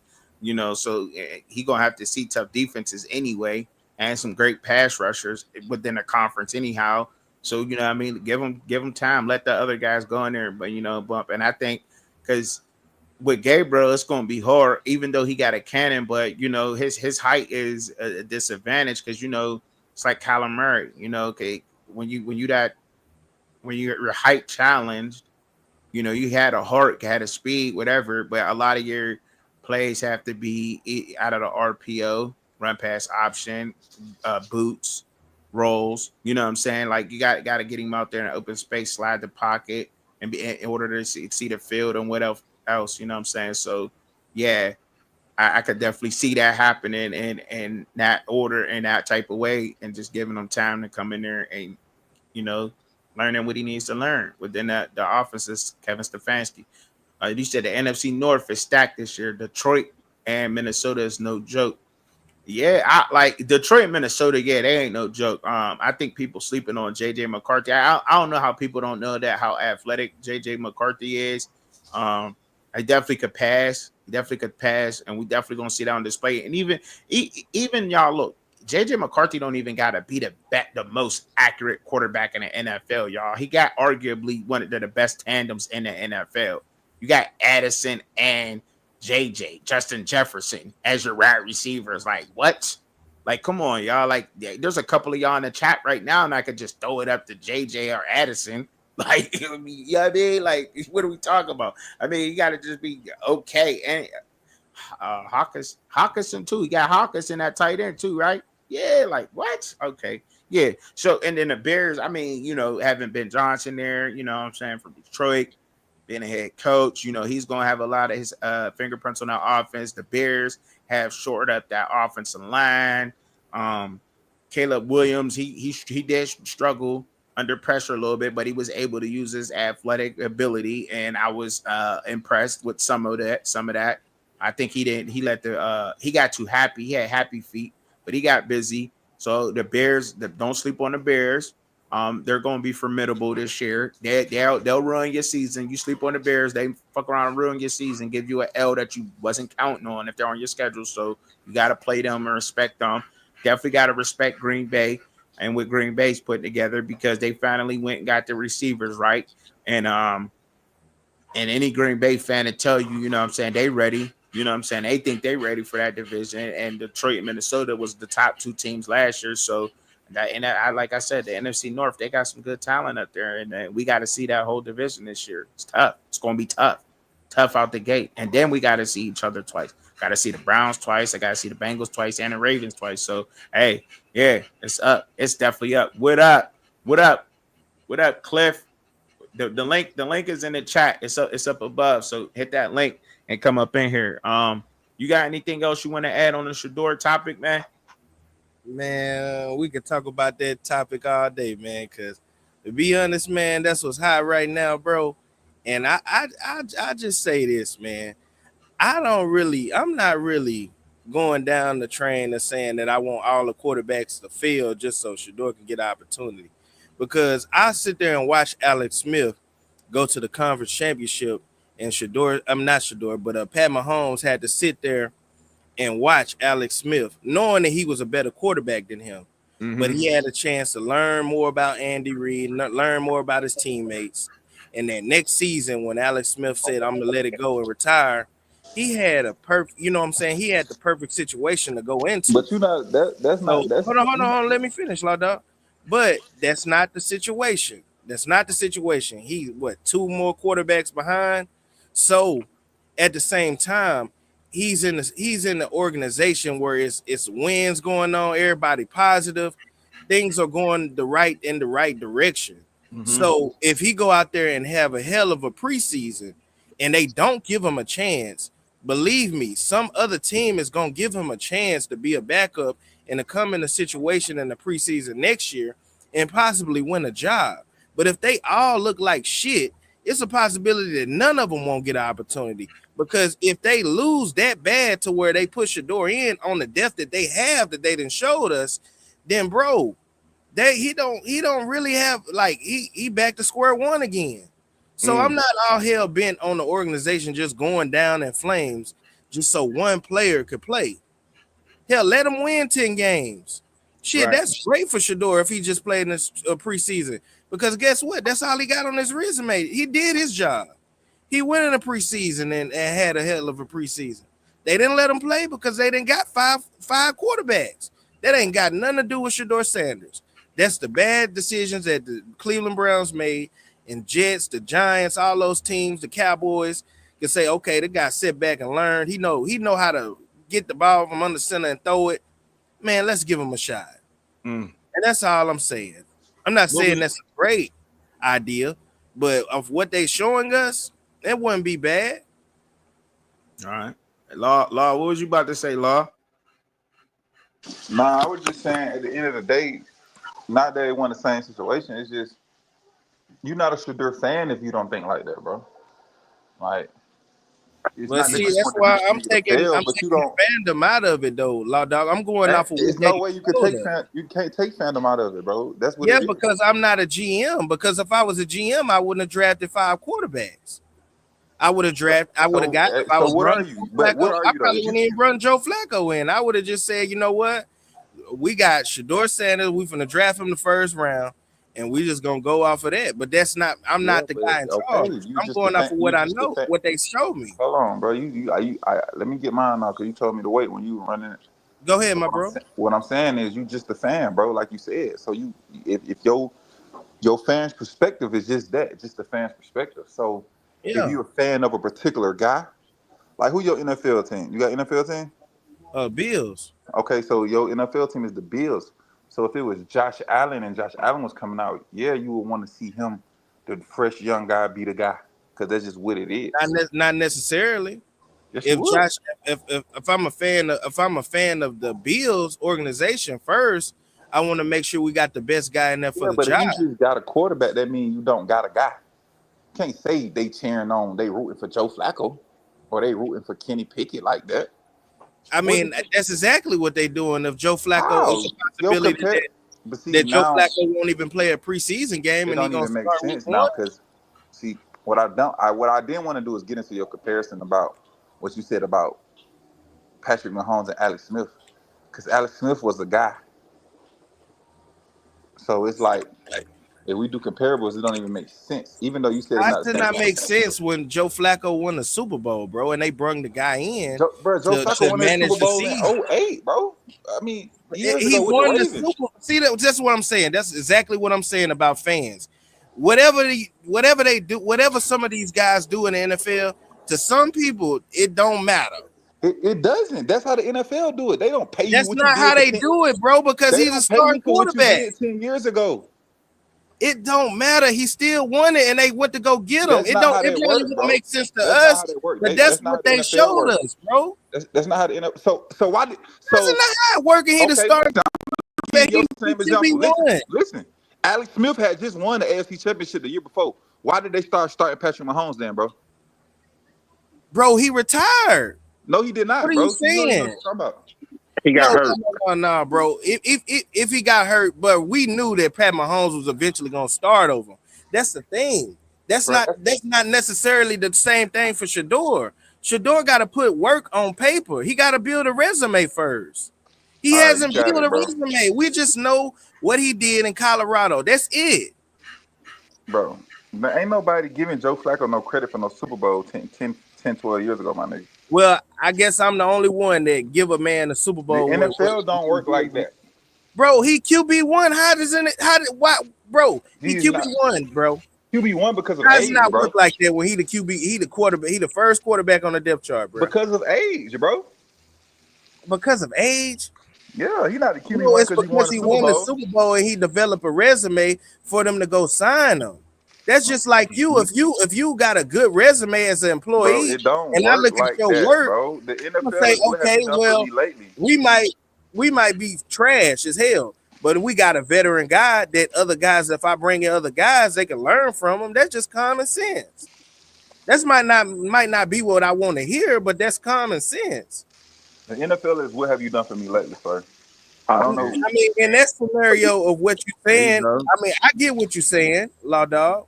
No, But what in I'm their saying is what it is. situation, It's they not law dog chose other opinion. guys over him, bro. He's I not mean, Bro, QB. he didn't have a tell him, good. bro. He, Bro, break Flacco it down didn't You for have us, a talking? sir. good. You He talking? didn't have a good Both of y'all making 2024. sense. He's Both of y'all QB2. making sense. Go You know, ahead, Cliff. He's on, talking on, like he's on QB2, one and he's hand, not QB2, bro. Flacco is there from experience and being in that system.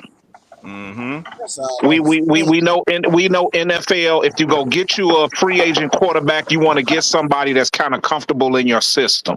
Right. But it ain't got nothing to do with no Super Bowl. I mean, you know, that's here or there. We know he's a champion, but you're right because he's aged since then. That's not the same Joe Flacco. Exactly. You know what I'm saying? And the reason is experience, so he can kind of bridge the gap, so he can teach. You know what I'm saying? Give some teaching to Pickett, give some teaching to Dylan, give some teaching to Shador. You know what I'm saying? Yeah, he may be QB1, but it's because he doesn't have to force feed his head into that playbook. He's already been in this system. Right. So it's an easy transition. Now, if they start losing, I agree with people. I mean, whoever wins it between Dylan and Shador should possibly take over. I didn't say this, but I feel like Pickett is the odd man out. Mm. Why you feel Pickett's the odd man out? That's what I'm on. I just feel like that people have enough tape on him. I'm not saying that he can't improve, but usually if you've been to 2 or 3 teams, you kind of become like the odd man out and then go somewhere else where you would be the number 2 backup. I think Cleveland also, even though a lot of people keep pressing talking about next year, I don't believe that the coach is thinking into next year.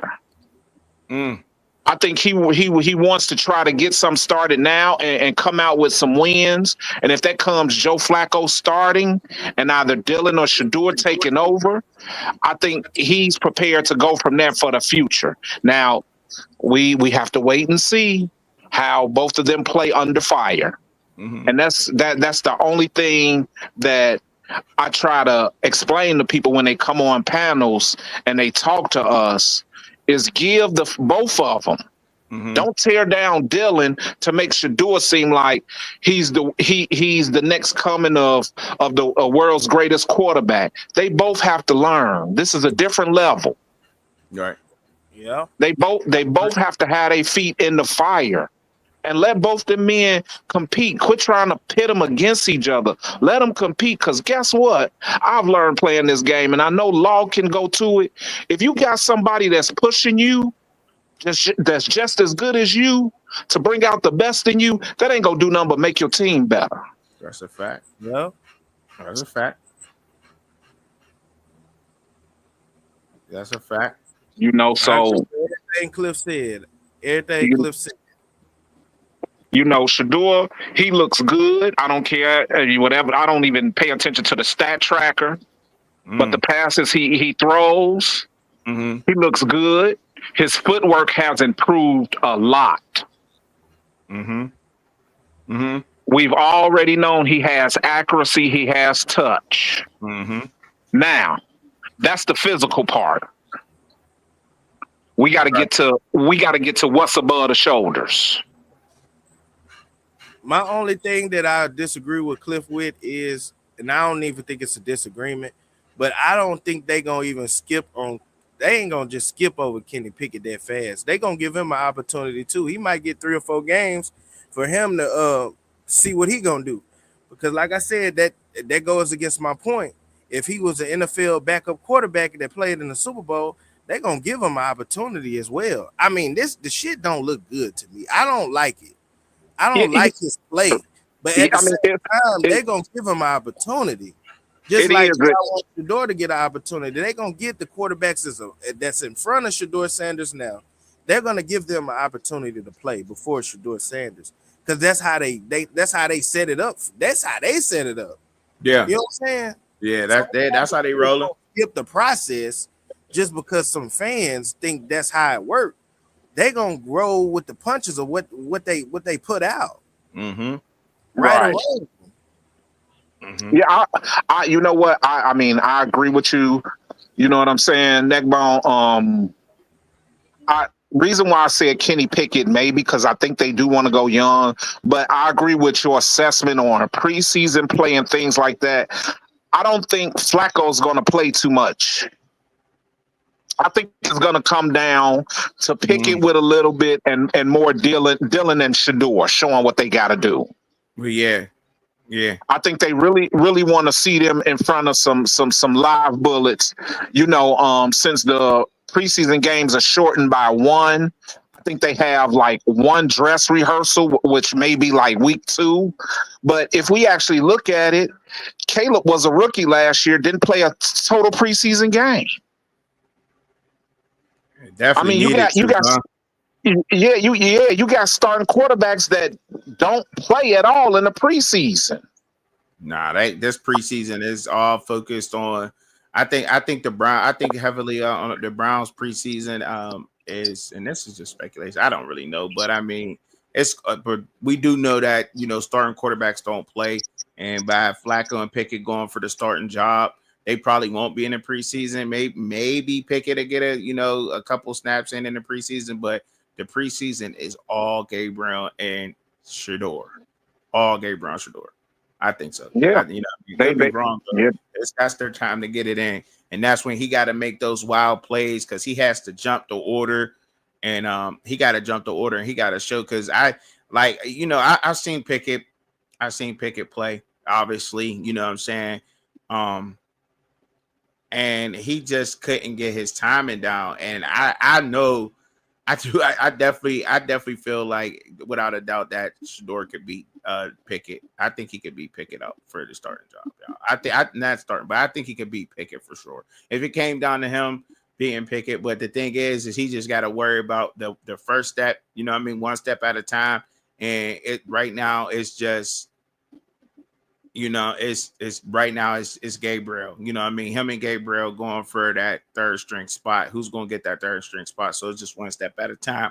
Now, I definitely see where you're going with it, Neckbone, and you saying that the quarterbacks or they've been in Super Bowls. You know what I'm saying? He's seen how it, Pickett has seen what a whole season looks like in order to get to the Super Bowl. So the comparison is you know what I mean, so seeing that means a lot, you know what I mean, how you prepare for the season and the things it takes to get to a Super Bowl, right? Seeing that means a lot, whether you want to say that or not. And I see where you're going with that. And I'll say this: if the Baltimore Ravens blitz a whole bunch of guys, Joe Flacco can pick up on that. Kenny Pickett can.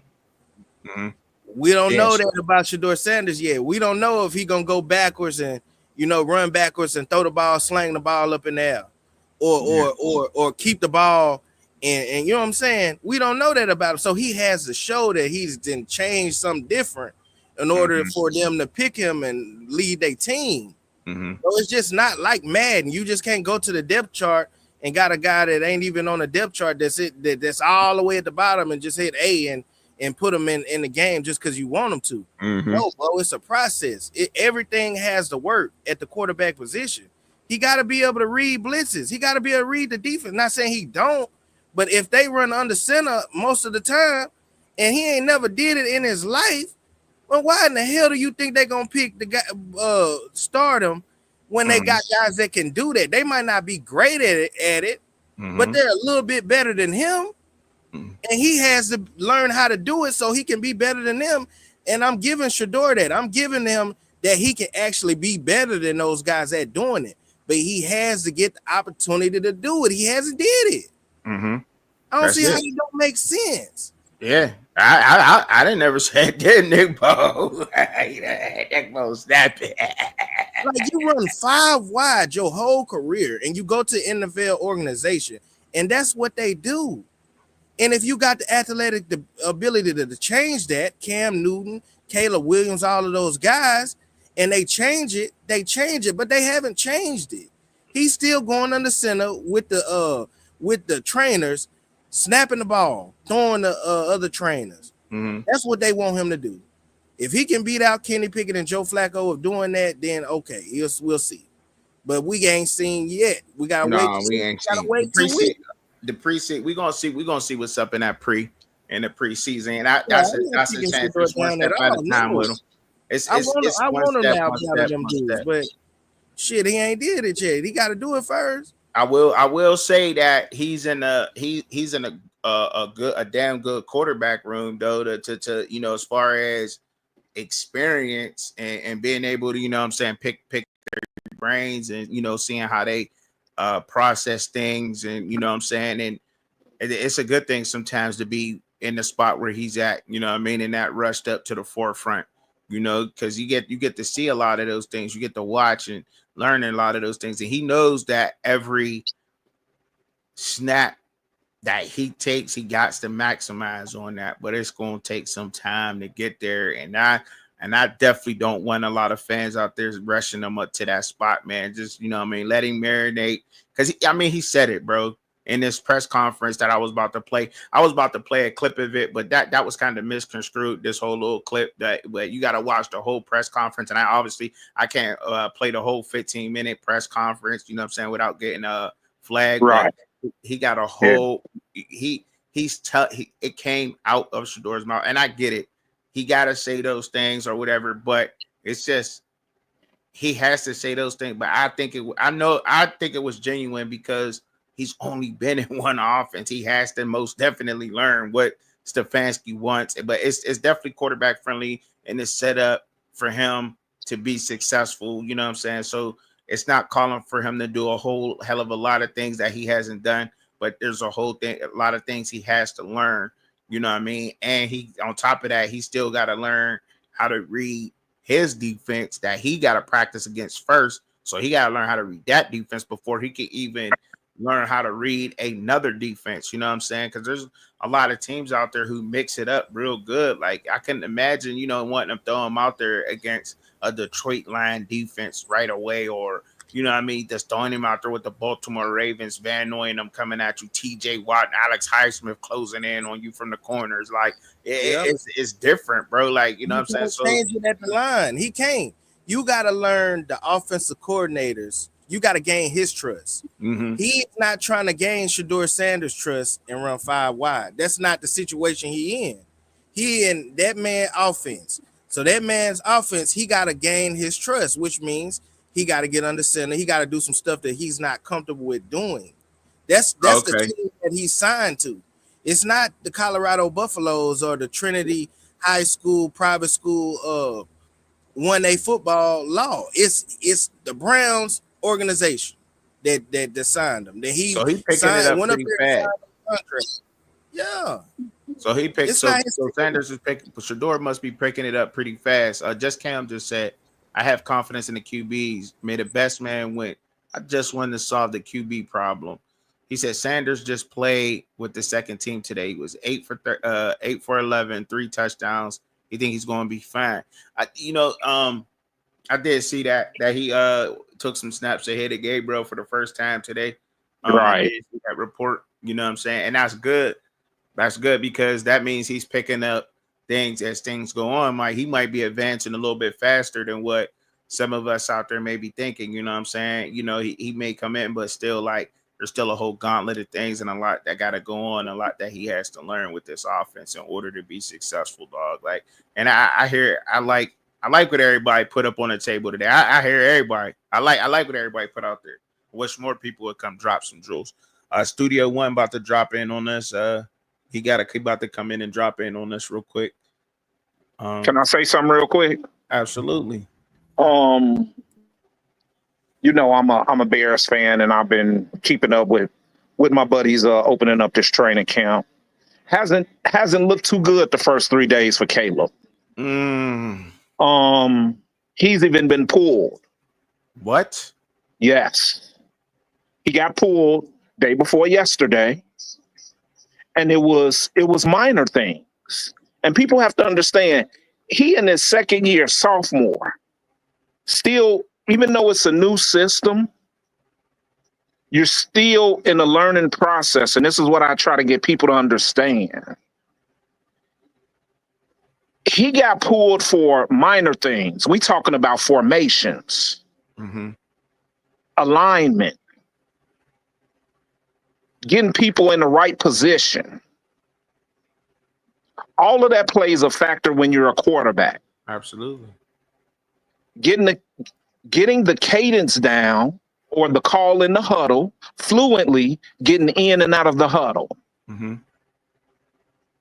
All of this stuff plays an important factor. You can't be in the huddle stuttering. You get the play, you get in, you get out. You get people lined up accordingly. So it's a learning maturation form. And then the reason why I brought up Caleb is Caleb has played in the NFL. He was the most sacked. You know, he's still having a little trouble holding the ball too long. But the end of yesterday and today was 1,000% better. Okay. You know? Okay, so I get what you say. There's a learning curve. Yeah. Can I add on something that Cliff said? I was trying to let Studio get it. I was trying to let Studio come up in because he knew we haven't heard from Studio, so I was trying to let Studio, okay, for sure. He knew up here. What up, Studio? You there, Studio? All right, go ahead, Neckbone. He'll come. He'll jump in. Okay, like I was saying, and I don't want to sound like a hater, bro, but just like what Cliff was saying about Caleb Williams, if they could choose their college offense or how they want, what they comfortable with, and being in the shotgun throwing, you know what I'm saying? With Shedeur Sanders, if it was a 5 wide system and they were throwing the ball 90% of the time, I could possibly give Shedeur that, right? But they're not doing that, bro. It's under centers. Caleb Williams has to learn the offense that the offensive coordinator want to run. So Shedeur Sanders has to adapt to that. Right. Like I said, gaining the coach's trust is important. Like Cliff said, with his guy, getting in the huddle, letting everybody know what the play is, having to switch the play up at the line. That's important. You can't skip those processes, bro. No. And whether you like it or not, when that man ain't comfortable under center and he having to drop back, get from under center, drop back, then you know he like to drop back 10 more yards added to that. Bro, that's not his comfortability. So he gonna go through some stuff. He gonna take some sacks that he just gonna have to take because he not even comfortable with doing what the offensive coordinator is asking him to do. Right. With just off of requirement, just off of skills, off his resume, he not used to doing that. Makes sense. Makes sense. I don't know, Studio, you there yet? Hey, Chubby. Yep. Stop being diplomatic, bro. That shit. That's not how that shit work, bro. Bro, I'm that, bro. I'm just saying. They said stop. I'm just saying if you don't know how, if I'm assuming you know how it works and you don't know, it's not how that shit work, bro. So how it works? Only reason I'm saying it because, bro, the office. If you look at today's game, everything translates into the next level, bro. It's not one level's doing this one, the next level's doing that one, bro. It's just different variations, bro. You know what I mean? So all that he got to goddamn. He has to learn the scheme. He has to learn the offense, but the concepts is the same. It's really the same shit, bro. It's just a different look to it, bro. If they put 3 receivers over here and 1 receiver over there, it's still 4 receivers on the field, bro. They all can't run go routes. You see what I'm saying? So it's all the same concept. My point is, I'm not giving credence to nothing of last year because that's not how the game worked. If that was the case, bro, they wouldn't have a draft every year, bro. These niggas, they look how Jerry Jones talking about Michael Parsons, bro. You feel me? He talking about I don't even want to pay the nigga because he might not. You see what I'm saying? So Right. it's a what have you done for me lately game. And so when it comes down to Shedeur, niggas got to stop listening to motherfucking super fans and using that as leverage for the conversation because that's not what the NFL not having them conversations about that. And you gotta think about it. Why would they draft the nigga if they felt like he was incapable? There's no point to even waste a pick on it, bro. You feel me? You gotta feel like a nigga capable. But this is what I argue a lot, bro. It's a new first round quarterback coming out every year, bro. And a lot of them have deficiencies and flaws in their game, bro. So that goes for everybody, bro. For sure. Nobody's a perfect quarterback guy that can do everything perfect. For sure. So everybody has to adjust and learn the game in a certain way, bro. But Yeah. to say like niggas like Flacco and Pickett just going, bro.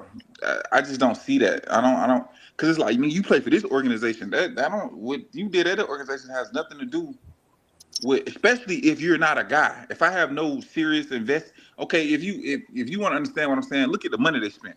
They gave Joe Flacco a $4 million deal. They gave Kenny Pickett a 2-year with an option, I believe, bro. So it's not a serious, huge investment in those guys, making them a quote unquote guy.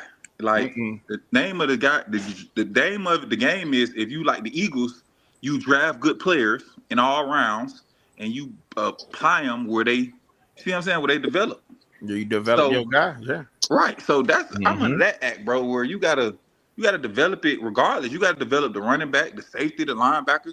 Everybody don't get even Jalen Hurts had to be developed. See what I'm saying? Jalen Hurts couldn't throw. They were saying he couldn't throw. He got benched at Bama and had to transfer. You see what I'm saying? So and he worked on his craft every year and got better. And develop and you know what I mean? And figure it out. There's no reason why I don't think 2 can't. Like I don't understand. But like I said, niggas got their opinion. I respect all opinions, man. You know what I mean? How I see the game, I just don't feel like it's working how people see it because they listening to people that don't even like. You can't listen and say a nigga don't know what he's talking about and then use they conversation in your argument. I just think that's it's misleading. That's what I'm saying. I agree with you, Law Dog. Which the game is changing. They doing things different, right? But my only thing is, bro, is that he has to learn. He has to get developed first and show them that they're willing to change it for him. My thing is he hasn't even got the opportunity yet to show them that whatever I do, the things that I do great, y'all got to give me the opportunity to do that. But he hasn't been able to show that he's willing to get that opportunity.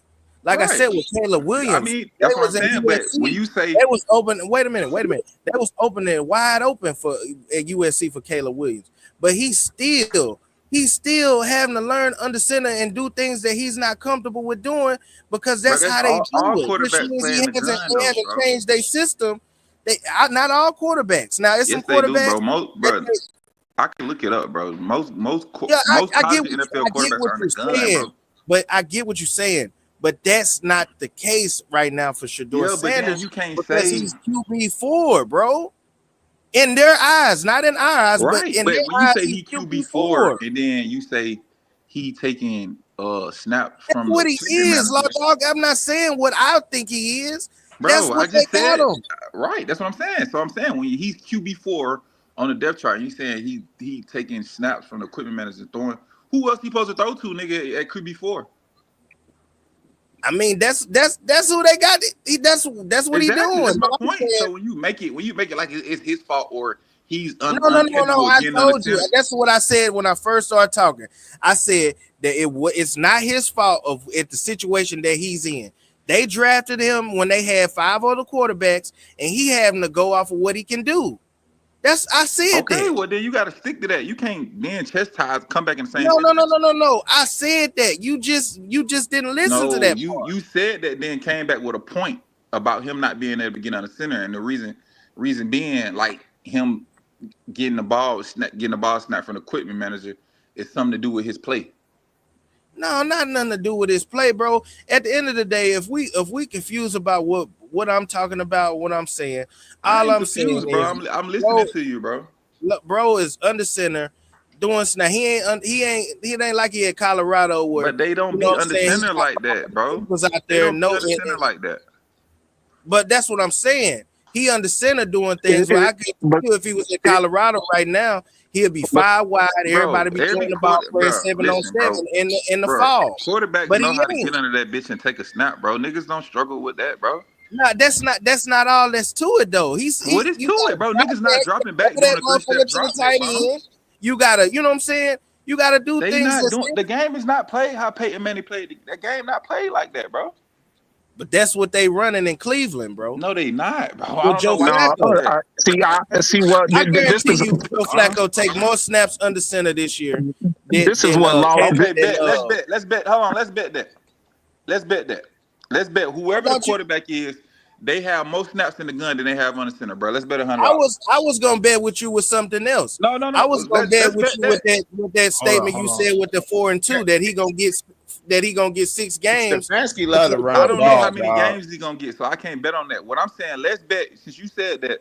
Let's bet that whoever's at let's tally up all the snaps, and I bet they take more I shotgun don't snaps got than they time. take under center. I ain't got time to watch Cleveland that much to tally up Bro, all the we're gonna be snaps. able to look it up, bro. They run the It's a stat they run I the thing. ball, man. guarantee you Cleveland like to run the that ball. on that 4-2 that he gonna get They 6 win the games. gun a I lot. guarantee Okay, you they are don't we put gonna him make the in bet that. or not? That's what I want to know. No.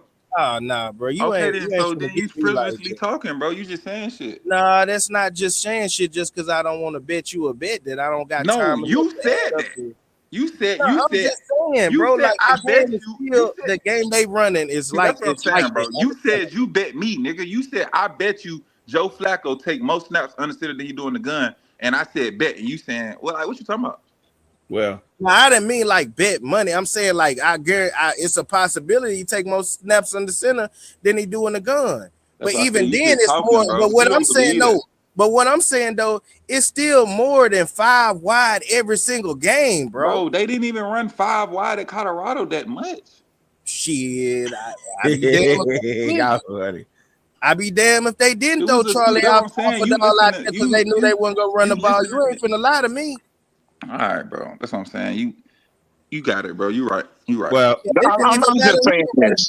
because they threw the damn ball so much. Fellas, the I don't even know why the game has changed. The teaching of the quarterback position has changed.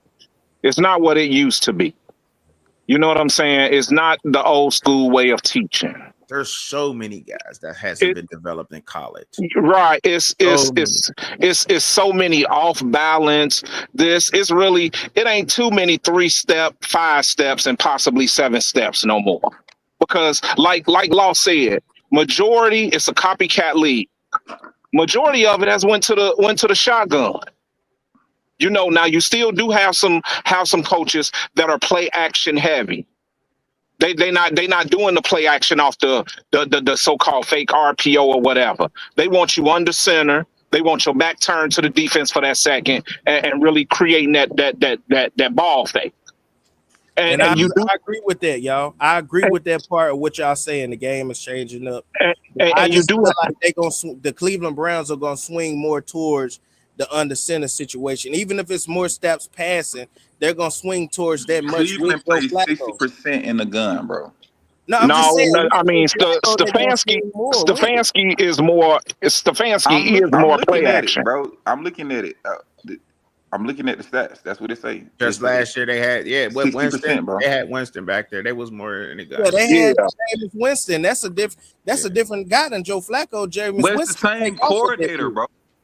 It's the same coordinator, but it's different guy, bro. And they running back was hurt.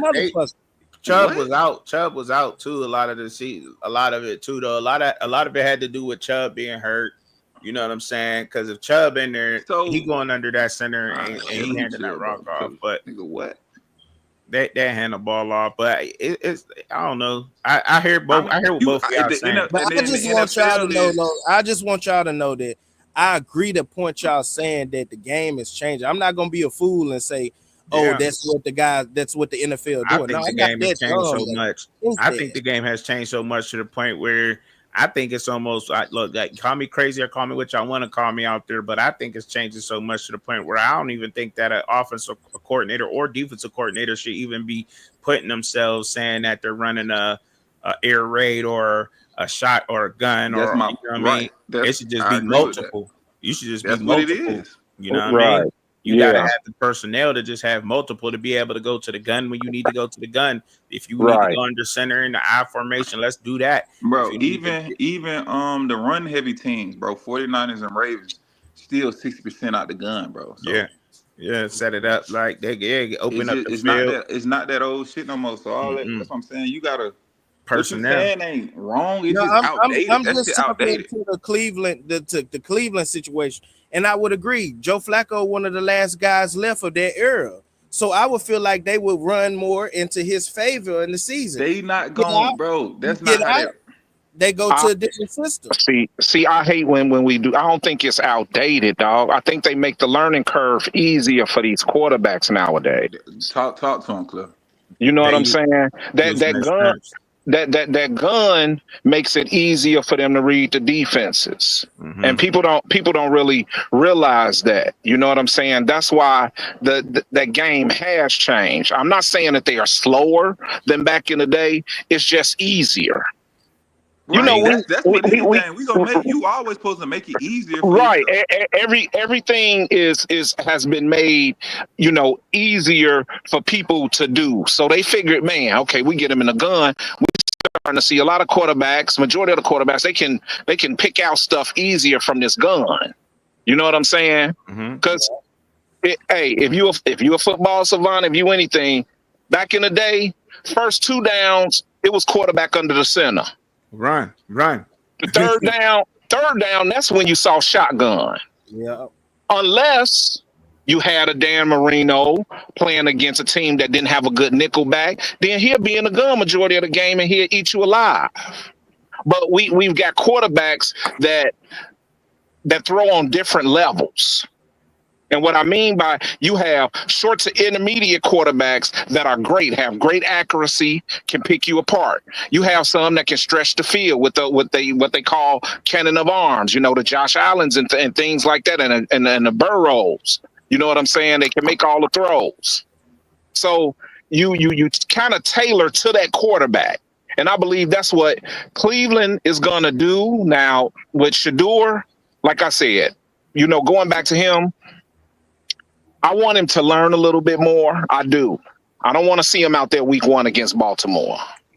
Hey, and Cliff, I want to ask something, and you can go. And it's a yes or no question. What if he's better under center?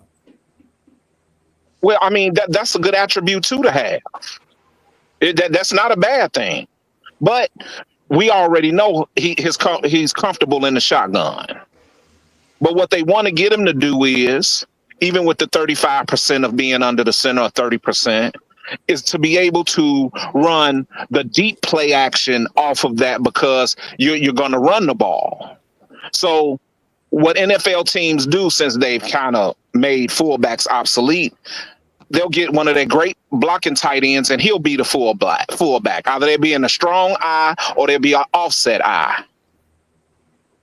And off that, they'll run play action with some tight ends running up the seams. You know what I'm saying? And receivers doing different routes. Bingo. All right. I mean, look, that's where they. I love it. I ain't got nothing to say, y'all. I mean, shit. Y'all cooking, man. Cook. We're in the kitchen cooking, man. Getting hotter in here. Sweating. Studio sweating. Studio 1. I ain't heard from Studio. What's up, boy? Yeah, what up, Studio? We're waiting for you to chime in. Break it down. I'm waiting for you to chime in, dog. What's up with you? Not just chilling. Getting ready for the Junior Olympics and to fly to Houston, Texas tomorrow. Okay. All right. That's dope. That's some gold medal. All right. We got 2 athletes got a good chance, a real good chance. Matter of fact. Okay. That's dope. Hey, my nephew was My in grandson made it, but he a don't couple years really ago got a chance. studio. Huh? I said my nephew was running in that Junior Olympics a couple years ago. Oh yeah. Oh yeah, he got some speed, man. He top kid in Texas for in track. That's hard to say now. Top kid in Texas. Yeah, he was Well, running with a different age class. How old was he then? Yeah, I mean, any age class is hard. They about 8 or 9. Okay, little 8. Okay. Cooking like that. All right, we got a sufficient athlete out there. Okay. Yeah, he pick him up, drop him down. Hey, his mama was a state won state in track, and his mama and my mama and my sister won state. So I know he gonna win state in track. I'm just waiting on it. He ran this year? Oh no, I don't think he ran. He just he's straight football this year. Oh, he said that'd be the hard part about all the track athletes, because they'll be like juggling from football to track. They be having this flag football. They be one. I be like, man, dang, all that flag football, man. They get this track speed under your belt. Just Cam said Sanders is going to be good. The Browns are going back to that zone run scheme. That's where they're going back to. What's up, though, studio? What's up, man? How you feel about it? How you feel about the Shedeur being developed or being traded? How you feel about it? Well, I hope we get traded, because everybody go to Cleveland, boy. It's hard. It's hard. We know Cleveland is like the death franchise right now. Detroit used to be that. They got out of it. They got themselves out of that. But if you went to Detroit, Cleveland, or the Raiders, your career was over.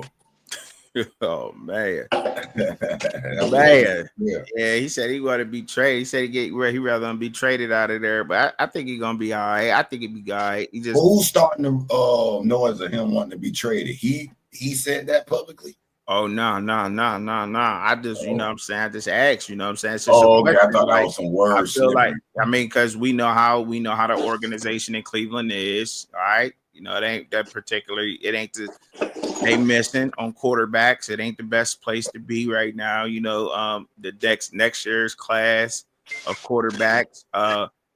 They probably won't have a phenomenal season. So, if Gabriel and Sanders don't work out, either or, they're probably going to go quarterback. And maybe even if they do, they probably still go quarterback, because I don't think they're going to have a good season. But that possibly could change. That things like that could change at any moment.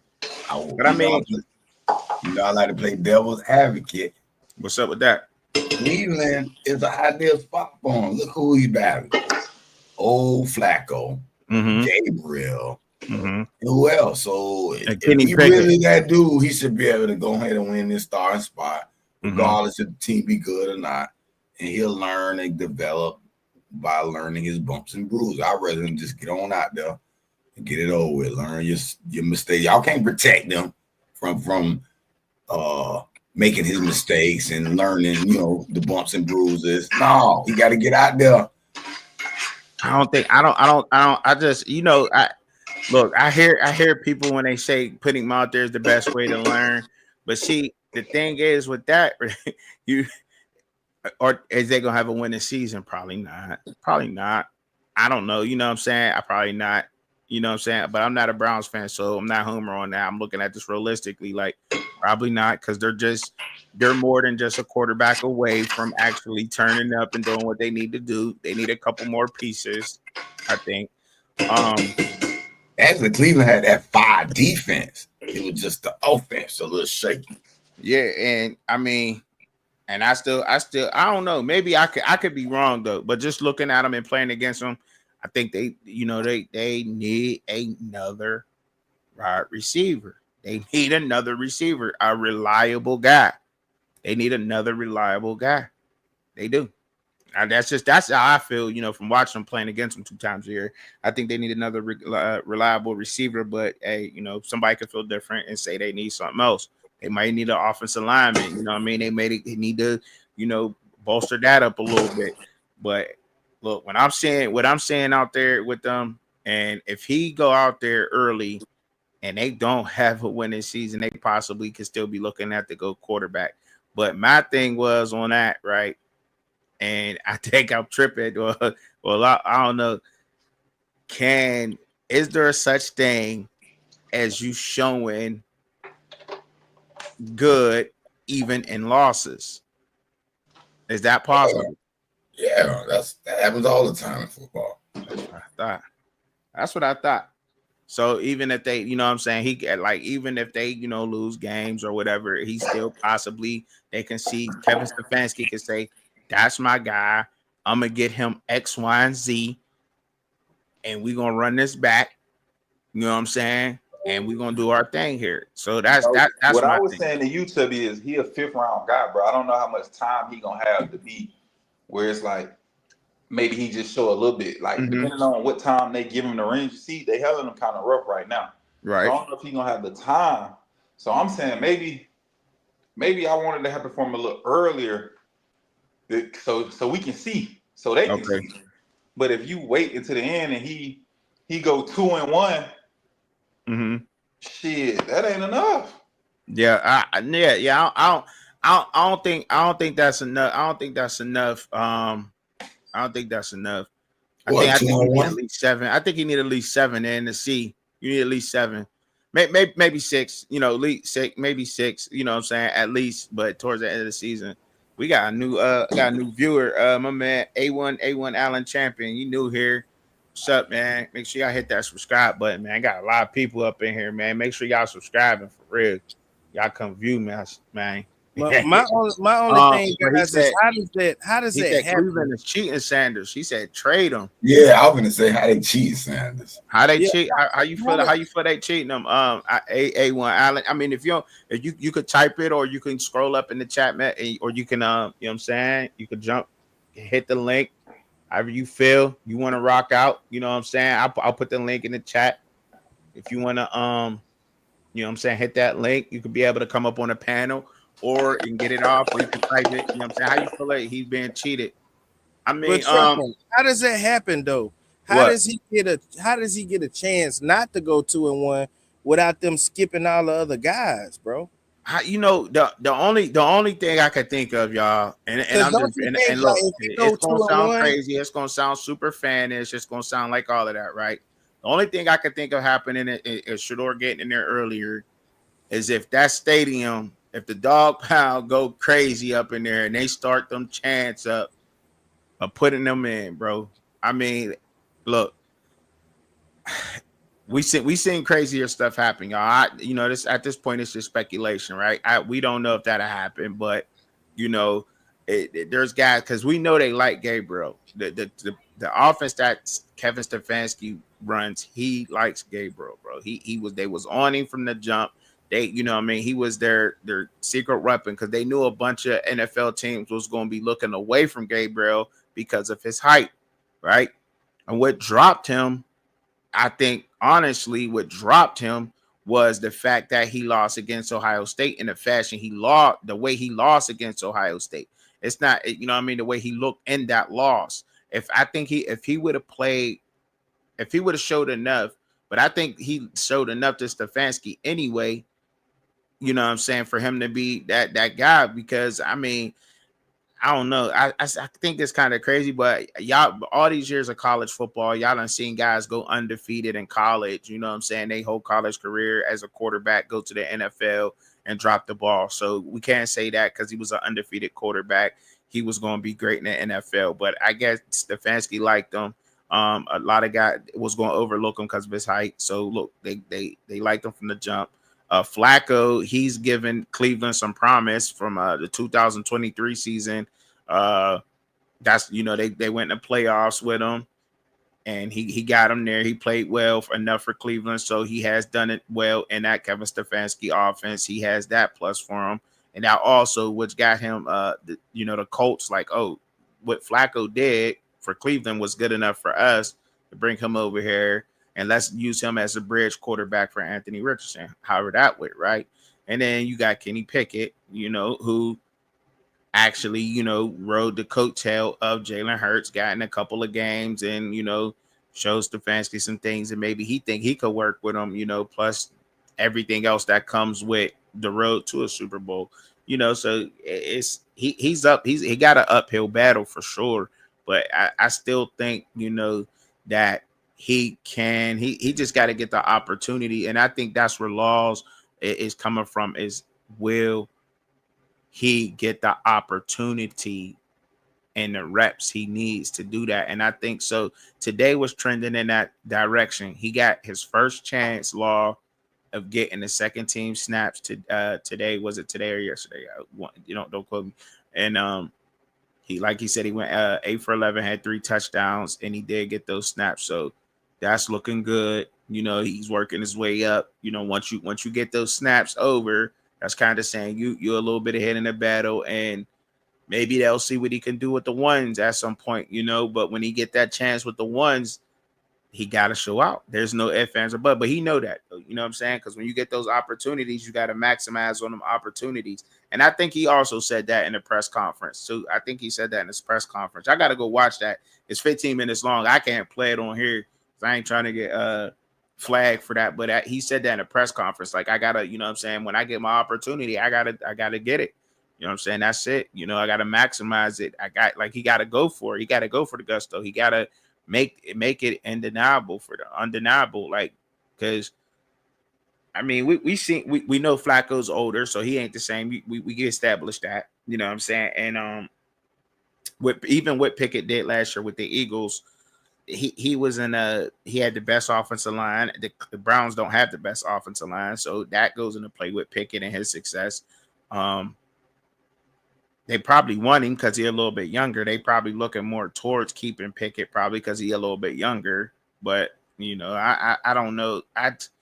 He just got to get the opportunity, and it's with me. I think it's just going to take time for him. Like I said, that's what I believe. Wait, let him have a good preseason.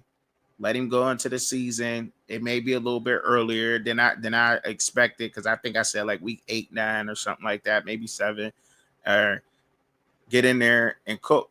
You know what I'm saying? Get in there and cook. That's the way I see it. You know what I'm saying? How I feel on it, because he he might jump over Gabriel. Who knows?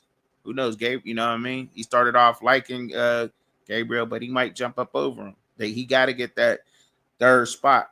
Because you don't carry 4, right? You can't carry 4 into a season. You only can carry what the max is 3, correct, y'all? Correct me if I'm wrong, y'all. Correct, right? 3 quarterbacks. That's it. 3. I had seen in a press conference, Eric Berry was talking when he was addressing the speed tickets. He said it's a possibility that they could keep 4. A reporter had asked him. You said what? It's a possibility that they could keep 4 quarterbacks. That's what the reporter asked him, that same question, and he said it's a possibility they can keep all 4. Well, that'll be a good thing, because then you could actually go. He could go over what he did, and everybody get a shot, I guess.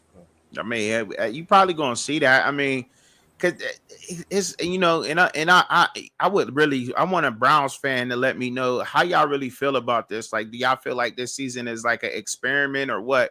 Because I mean, y'all was already on the cusp of losing Myles Garrett, you know what I'm saying, and Myles Garrett going out the door, and that, you know what I'm saying, but until he got his new contract, and because it's kind of like it's an experiment what's going on right now. Like, all right, let's throw this together, let's see what we can get. Because that's what it is. I mean, really, if you really look at it, when you're in a draft, you don't know if you're gonna hit. It's like playing the lottery a little bit. You don't know if you're gonna hit on these guys in the NFL or not, playing against them 1% of athletes in their particular positions. Like, yeah, everything could be the same, but the level of an athlete that you're playing against is elite in that position. It's no more iffy guys. There ain't no more 2-star, 3-star guys. These are elite guys. The guys who are on the 53-man rosters are good in their spots. I don't care what team they play on. They may not be the best 53 or the best, it may not be the best 11 against the best 11 that day, but these guys are great at what they do, period, point blank. When they in that league and they ain't on 53-man roster, those guys are great. That's just what it is. There's no denying that, right? He said it's the Browns. They play for nothing anyways. I mean, yeah. So that's how you that's how I was feeling a little bit. But I'm like, all right. So he said, but Just Cam said basically we went into this year knowing probably we won't make the playoffs, but we want to see effort and what we saw in 23. Right. Okay. So and that's pretty much that's what I see out of the Browns too. So I'm like, all right, y'all trying to put it together right now. Y'all trying to build for the future. So with that being said, we will see all 4 guys during the season. We will see that. We will see that. We will see these guys. And like I said, that's why I believe like Flacco was just there for a little bit of that, OG leadership, if you will, a little bit. You know what I mean? Pickett there. I think they was probably leaning I agree. I think they probably wanted Pickett to try to get the job over Flacco to earn it over him, but Flacco's out there doing what he does. And then, he liked Gabriel. They kind of stumbled up on Shedeur, but Shedeur showing up and they like, Shedeur making it hard for him at this point. I think a little bit damn, he out there doing this thing to the point where you can't deny him. So now you got to give him a shot. So we'll see what goes on, man. But I can't wait to go trucking. What's up?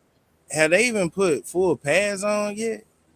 I don't think so. I don't know. I don't think so. I gotta look at the film. I don't think so, man. I don't think nobody. A lot of teams don't hit. I know we hit because they haven't even did the inter squad games with the other teams. They be doing like them little practices. They be like with other teams and stuff. Yeah. I mean, you really can't even say that Shedeur leading it if they ain't even did a real live practice. Who said Shedeur leading it? Just the bloggers and everybody coming out saying, "Oh, Shedeur, he QB1 and shit." Don't fall victim to them, man. Don't fall victim to That's definitely right. We gotta go, like you said, we gotta go off of what we know about football and what we see. You know what I'm saying? And what we see, there's a couple of insiders or whatever, but what we know, you can't go off of what they say. Some people say certain things to people to keep them engaged, and I get it. They fans and they want to be inspirational or however they want to put that, but you can't do that. You know what I'm saying? There's ways of keeping it real without having to be negative with things or whatever. You know what I'm saying? And that's all people want to hear is the real. Like they don't. Some people like being spoon fed. The propaganda or whatever however you want to put that. Some people like that kind of stuff, but if that's not what you're gonna get over here, I'm gonna keep it real down the middle. If he was looking bad, he's looking bad, but I know he can play the position, but I do know that this is the NFL and he's definitely gonna need that time. I can't keep beating a dead horse with that, but I think I done had enough for the Shedeur. I want to talk about my I don't care if nobody else want to talk about it, but my Steelers and Aaron Rodgers, because I seen him in a gun, and I did see him throwing some picks or whatever, and to Jalen Ramsey, I seen that out there, and I'm not particularly happy with it, but I get it. He's going against Ramsey. He said, no, day 3 is the shells. Okay. Are they bringing the shells at him? All right. But, yeah, so we looking all right. I like it. I like what's going on with A-Rod. I ain't tripping. I ain't tripping off that like a lot of other people is. We got a lot of Steeler fans out there panicking. That's what Jalen Ramsey out there for. He out there to pick off A-Rod. You know what I'm saying? That's what he out there do, to get picks. I ain't tripping on that at all. What if the Cleveland Browns had a better season than the Pittsburgh Steelers? Man, that's not happening, bro. Hey, no, it's a dude that's been predicting that. He predict on a sport, a major dude. Man, he crazy, bro. He predicting y'all Mike Tomlin have his first losing season. Mike Tomlin having his first losing season. They've been saying that for the past 3-4 years. I don't bet against Mike Tomlin, bro. I think y'all gonna do good with Aaron Rodgers because y'all was there. Y'all just ain't had no offense. Nah, we didn't have no. We had no red zone offense, and that's why I think that's why we got 3 tight ends. We got 3 decent tight ends. Darnell Washington. We actually got 4 tight ends. You know what I'm saying? Connor Hayward. We got Pruitt from Miami, right? And we got Firemouth. And we got Darnell Washington, right? And they all could block. Cam Hayward, I think, is more of the H-back, fullback type of guy. You can slide him around, put him at the fullback, slide him around left, right, behind the formation. You know, he can even run the ball for real. Connor can. He did that at Michigan State. Then you got, you got the blocking tight end, which is heavy. And Aaron Rodgers ain't there to throw bombs to DK. He's not there for that. Like, and that's what the statistic was. And I was trying to tell a lot of people, like, when you looked at our red zone offense, we couldn't get those short passes in. You know what I'm saying? We needed those short passes. That's all he there for.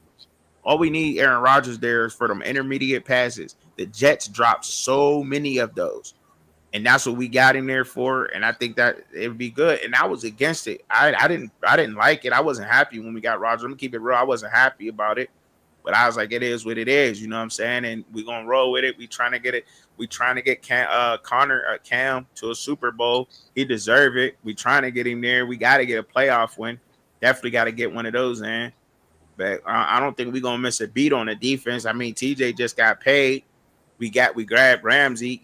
We lost Mika Fitzpatrick back there, but I think you know how, like, some things might get stale to some players, like a coach voice might get. I don't think Mika was bad. I just think Mika was just one of them players that was like, all right, man, I had enough. It's time to move on, trying to change something up. And we got Ramsey. I mean, you can say what you want to say. I think Ramsey won it out. Ramsey won a win, and I don't think that he would have, made that move to Pittsburgh if he didn't think that Pittsburgh was right there, ready to win, for real. Especially when you got one of the best defensive ends in the league rushing a quarterback. That's just crazy, So we right there. You know what I'm saying? And that's all I wanted to say with that. But I also wanted to say, don't sleep on the damn Bengals, and I don't sleep on the Browns neither. I respect the Browns because they fuck around and beat us. You know what I'm saying? Like, we will beat the good teams and we'll lose. But and I said it earlier in the show, the best way to beat an AFC North team is the week after they play each other. That's the best way to beat them. So if I come out, if I play the Browns, we beat them. The next week we got the Vikings. I'm gonna be nervous playing the Vikings because we're gonna be probably bruised up, burnt up a little bit from that, because we play each other hard. So, but yeah, don't sleep on the Bengals neither. The Bengals is coming. They coming for it. They going off. I think people kind of sleeping on them a little bit. They gave us a run for our money last year. That was a tough game, man. But I don't know, man. They just got some secret shit going on up there right now with Cincinnati. I can't put it in words of what they really, what's going on. But Chase, and anytime you got Joe Burrow, man, it's tough. And I know the one thing that's fucking them up right now, to be honest, is Hendrickson. Why the hell they signed Hendrickson? It's crazy to me, because I would take him in a heartbeat. And I'm sure there's a whole bunch of other teams out there that would take Hendrickson, but you got to pay him. I mean, I could see what's going on with Micah Parsons and the Cowboys. That's totally different to me to what's going on with Hendrickson and the Bengals. Like, Hendrickson to the Bengals, he's so important to that defense. It's crazy. It's crazy how important he is to that defense. You know what I'm saying? So, they got a little bit of that going on. But if they get him signed, I think they're going to be hard. But he's so important to that defense. Not to say that Mika ain't, but I don't think Mika could. He's not good in run support. I could be, to me, I just don't think he's good in run support. And maybe he's worked on that. They come to passing, rushing the passer. He's real good with that. But run support, I don't think he's that good with that. But Hendrickson, he's a threat every time your quarterback drop back. You're looking for him.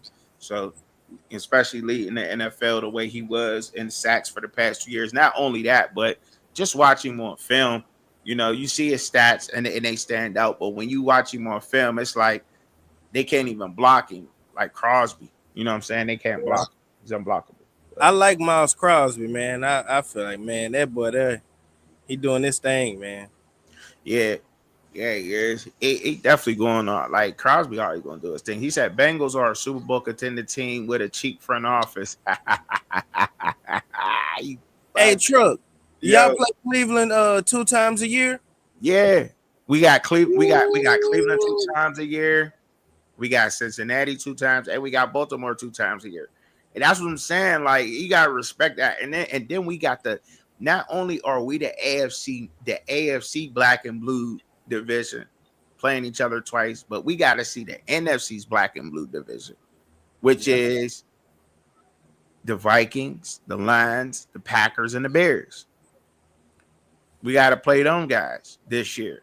They're on our schedule. Like it's crazy. Like before I get on up out here, I'm gonna pull up this Cleveland Browns schedule for y'all, man. I'm gonna pull up this Cleveland Browns schedule, right? And then we could be done with the whole Shedeur thing for the night, and y'all can have a good night. I can let y'all go, right? Because I'm gonna show y'all exactly what this Cleveland Browns schedule look like and why we don't want Shedeur to come out so early, right? Even if y'all saying that he should, right? Right. This is why. I'm gonna pull it up. I'm gonna pull this schedule up real quick. All right. I don't even really have a problem with him coming out early, bro. I just think, bro, that's crazy.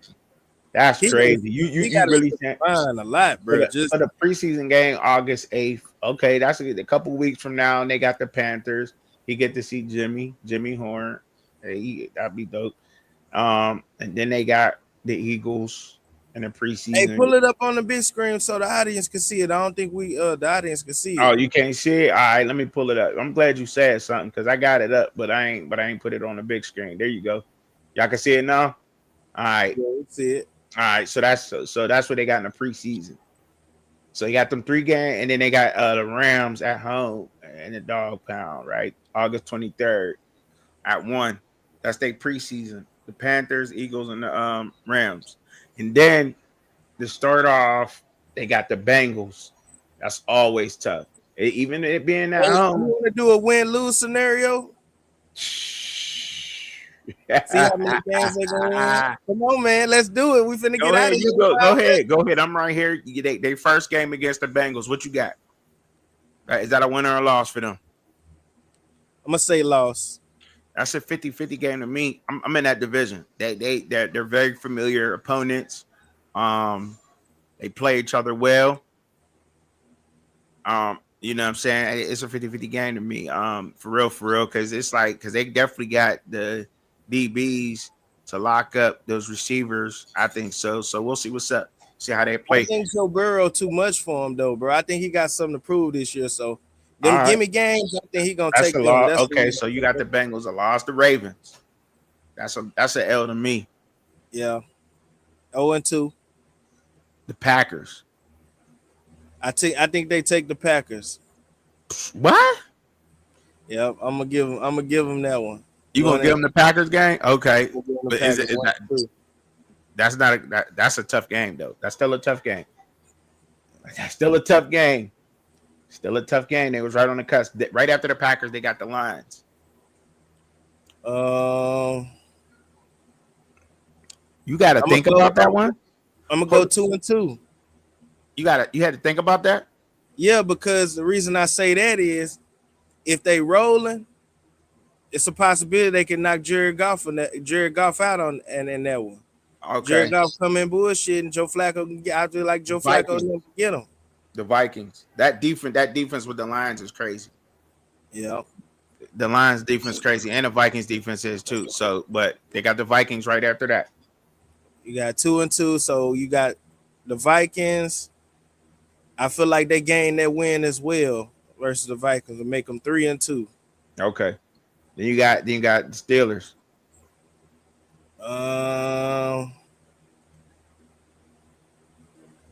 Don't ask me. I'm biased.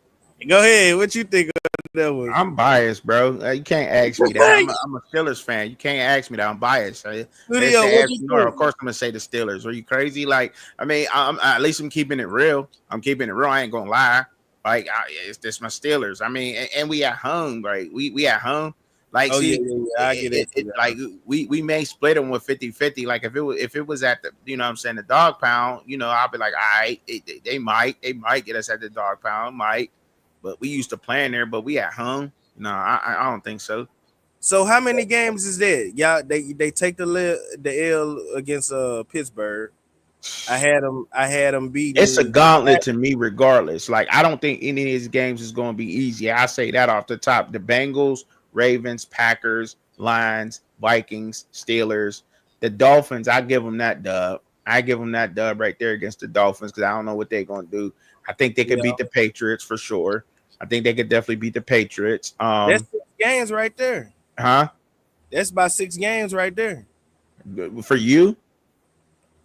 Well, that's 3 gimmies. The Patriots, the Dolphins, and I want to say the Patriots ain't no gimme this year. That's gonna be a well-coached game. We got Mike Vrabel being the head coach there. Drake, man, his second sophomore year. They shored up that offensive line, got him some weapons. We'll see what happens. That defense is going to show up. That defense is going to be tough, sound. They're going to play a very sound, smart, physical football game under Mike Vrabel, and that's up in Foxborough. So that's not going to be a gimme game. That's not a gimme. I have to disagree with that. But is Drake May still over there? Yeah, yeah. In the second year, yeah. But I mean, like, the head coach is Mike Vrabel, though. That's not a gimme game up at Foxborough. It's just not. No, it's not. You're not going to see that same Patriots team we saw last year, this year. That's not happening. That's not. The Jets under Aaron Glenn, it's going to be a tough game for the simple fact. I mean, like, that's Aaron Glenn's team. Justin Fields, if he's back, I give him that win. He was back on the field. There was reports that he went off on a cart in the stretcher, but I think he's also come back and he finished off the practice. So I don't know if it's serious or not. He might have got a hyperextended or something like that. I don't know during the play. I'm not sure. Don't quote me on that. But if Justin Fields is there, but we'll see what happens. It's the Jets. They'll probably get that dub, maybe. But then they got the Ravens. That loss. And then they got the Raiders in Las Vegas. That's a toss-up because if they go in Geno versus Joe Flacco, and yeah, it's a whole team, but I'm possibly take Cleveland in that one as well. So to be honest with you, I think this is about where, if I'm being honest with you, I think this is about where Shedeur should be coming in and playing. That's early though, man. No, I'm talking about right. You know, let me see, 1, 2, 3. Yeah, 4. See, they still got right. Yeah. I think he should be coming in around like the San Fran game, because then you got the Titans, the Bears, the Bills. So that means Dylan Gabriel Steelers, and then the Bengals then came in. Huh? That means that Dylan Gabriel then came in and Kenny Pickett then came in. Yeah, maybe that don't mean that, but I mean, because like it doesn't. I don't know if they're going to follow that depth chart. So I mean, I guess if you want to go by the depth chart, you could say that, but I don't know if they're going to follow that to the T. But I mean, you could assume that, because I think he's going to jump somebody. I think he's going to jump somebody. That's just me. I think he's going to probably get in before, because they're going to want to see what he got. But like they saying, like, this year is not even about, they want to see what they got moving forward for the future. Who's going to step up for quarterback, what they got going on, where they need to build at, because they're a couple of pieces away from even building back into a legitimate playoff team, right? So, and then after the Raiders, they got the 49ers at home. That's at home. They did beat the 49ers, but they did beat them. They put it on. Do you think that I think they got the they will have to lose they last 3 for them to just jump Shedeur in? Because them last 3 games with the Raiders you got on there and somebody else. These ain't the last 3. Well, not the last 3, but I'm saying the last couple of games. You saying the 49ers, he come in the 49ers, they would have to lose against Las Vegas, and who is the other team up there? Look, so the first half of their season ain't gonna be easy for none of them quarterbacks, bro. If you want me to be honest, the easiest game they got in the first 1, 2, 3, 4, 5, 6, 7, 8 games. The first 8 games, the easiest is the last 2. You can say probably off of experience, but the Patriots is going to be a tough out with Mike Vrabel being the head coach. That's going to be a whole totally different mind state of football team up at Foxborough. The easiest game out of the first 8 games is the Dolphins game. So I would say this: if they only beat the Dolphins and the Jets, what you saying with Shedeur coming in with the 49ers, then you can make that point. Because he could come in then, because I mean they just basically flunked the seat. The season is over, bro. Yeah, because I mean you got them winning games earlier that I just don't. I don't know if it's even possible. Like, are they even serious enough to even take those games serious? I don't know, bro. It's tough, bro. It's tough. It's gonna be tough. The Bengals, that's a division game. They got back-to-back division games off rip. Starting off at home versus Cincinnati. They can't no, that's just as much as hated as the Steelers. Then they got the Ravens. They got to go to Baltimore. Then they got the Packers at home. The Packers is not going to be easy. That's not going to be easy. They just revamped the whole the team. It's not going to be an easy win. I mean, you gave them that win. We could agree that the whole season is not going to be easy. No, but if you just go off of base of what they got, they still got Miles Garrett and. But I mean, when you look at the first, when you look at the first 8, like the Packers, they're right. They're a playoff team on the cusp. That division was the Vikings was in second place in that division, and I think they won 13, 14 games. Yeah, that's how good that division was last year. You feel what I'm saying? So you got the Packers, the Vikings, you got the Packers, the Lions, and the Vikings back to back, off rip. Yeah. So you going into the NFC champion. The NFC, they went to the NFC Championship game. Then you got the Vikings right after them. But just a week before the Packers, you had the Ravens and the Bengals. Like, that's a gauntlet. That's a crazy gauntlet, bro. That's crazy. So for all the people out there that saying I want to see them, then there's no why. Yeah. Why? He gonna get that beating. Why? Somebody got to get that beating. Why? So I mean, you know what I'm saying? The 49, I think coming in that, I don't know, but I could be. I could be wrong. It's just all speculation on what I think or whatever. My opinion. Now, if he can come in that Steelers game and knock y'all off, ooh, that's great. And I know you don't want to hear that, but man, that would be a great win right there. Right after they play the Bills. You said what? Right after they play the Bills on the 21st, if he could come in and knock off the Pittsburgh, man, and ruin y'all playoff hopes, man, she's gonna be the hottest nigga in town. Man.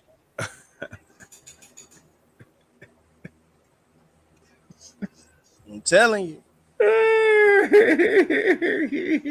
I agree with it, bro. If y'all put him in and he do great, it be in good things. And he got to do a lot of jumping, man. Right. That's what I'm saying. Like, that's what I'm saying. We there's some teams that he could show good against. Like, I ain't gonna lie. Even if he does lose to the Steelers, if he gets in, he plays a good game, because it could possibly, it's a low scoring game, probably gonna be, you know what I mean? And if he shows some good, signs or whatever, picks the defense apart, which is probably going to be harder now because we got Ramsey, big play Slay, and Joey Porter Jr.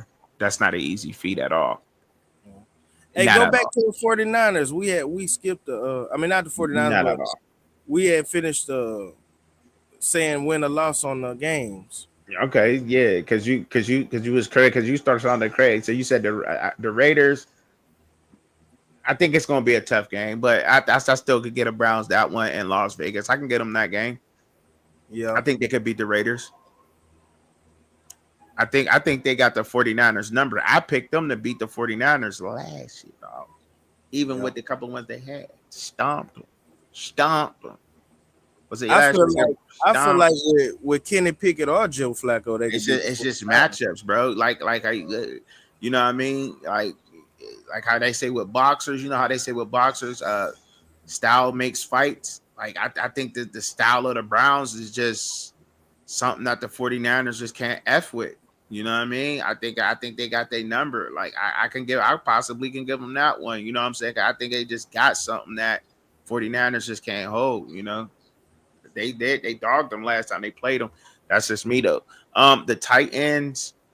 Ooh, I'm gonna say this though, Trucker, and I'm gonna say this. Cam Ward and Shedeur Sanders, December 7th. Man, that would be some serious, man.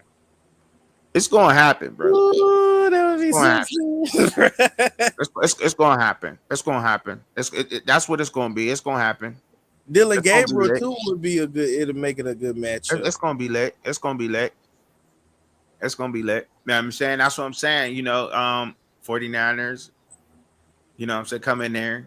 Then you got the Titans. I think they can roll I think they could beat the Titans. I ain't gonna front. I think they could beat them. You think they could beat them with Joe Flacco?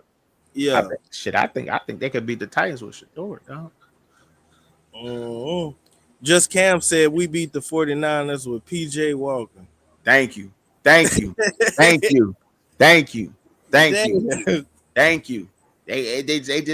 it's just style make fights. You know how they say that with the boxers, the style makes the fight. Like that's I think the Browns just got something the 49ers can't F with. And that's Myles Garrett is just a freak, bro. He's everywhere, bro. Myles Garrett just disrupts everything. He's fast, strong. You used to got to see him in person, bro. Like a real life giant, bro. Super. Yeah, I think of if Myles Garrett gonna be hard on y'all, I know he gonna be hard on some of these teams. Like coming up, the Bears, man. If your boy don't come out there with his mouth right, telling me this ain't the time for Shedeur to come in if he was to come in versus the 49ers or even the Raiders, the game? So you got the Raiders, the 49ers, the Titans, and the Bears. You think those 4 games, you don't think that's the perfect time to for him to come in? And he already had the first 8 games to watch what was going on and learn. You don't think even if he came in during one of these games, like I don't know which one, but I think that'd be the perfect game for him to come in and battle it out. You got a rookie, you got Brock Purdy. Come on, man.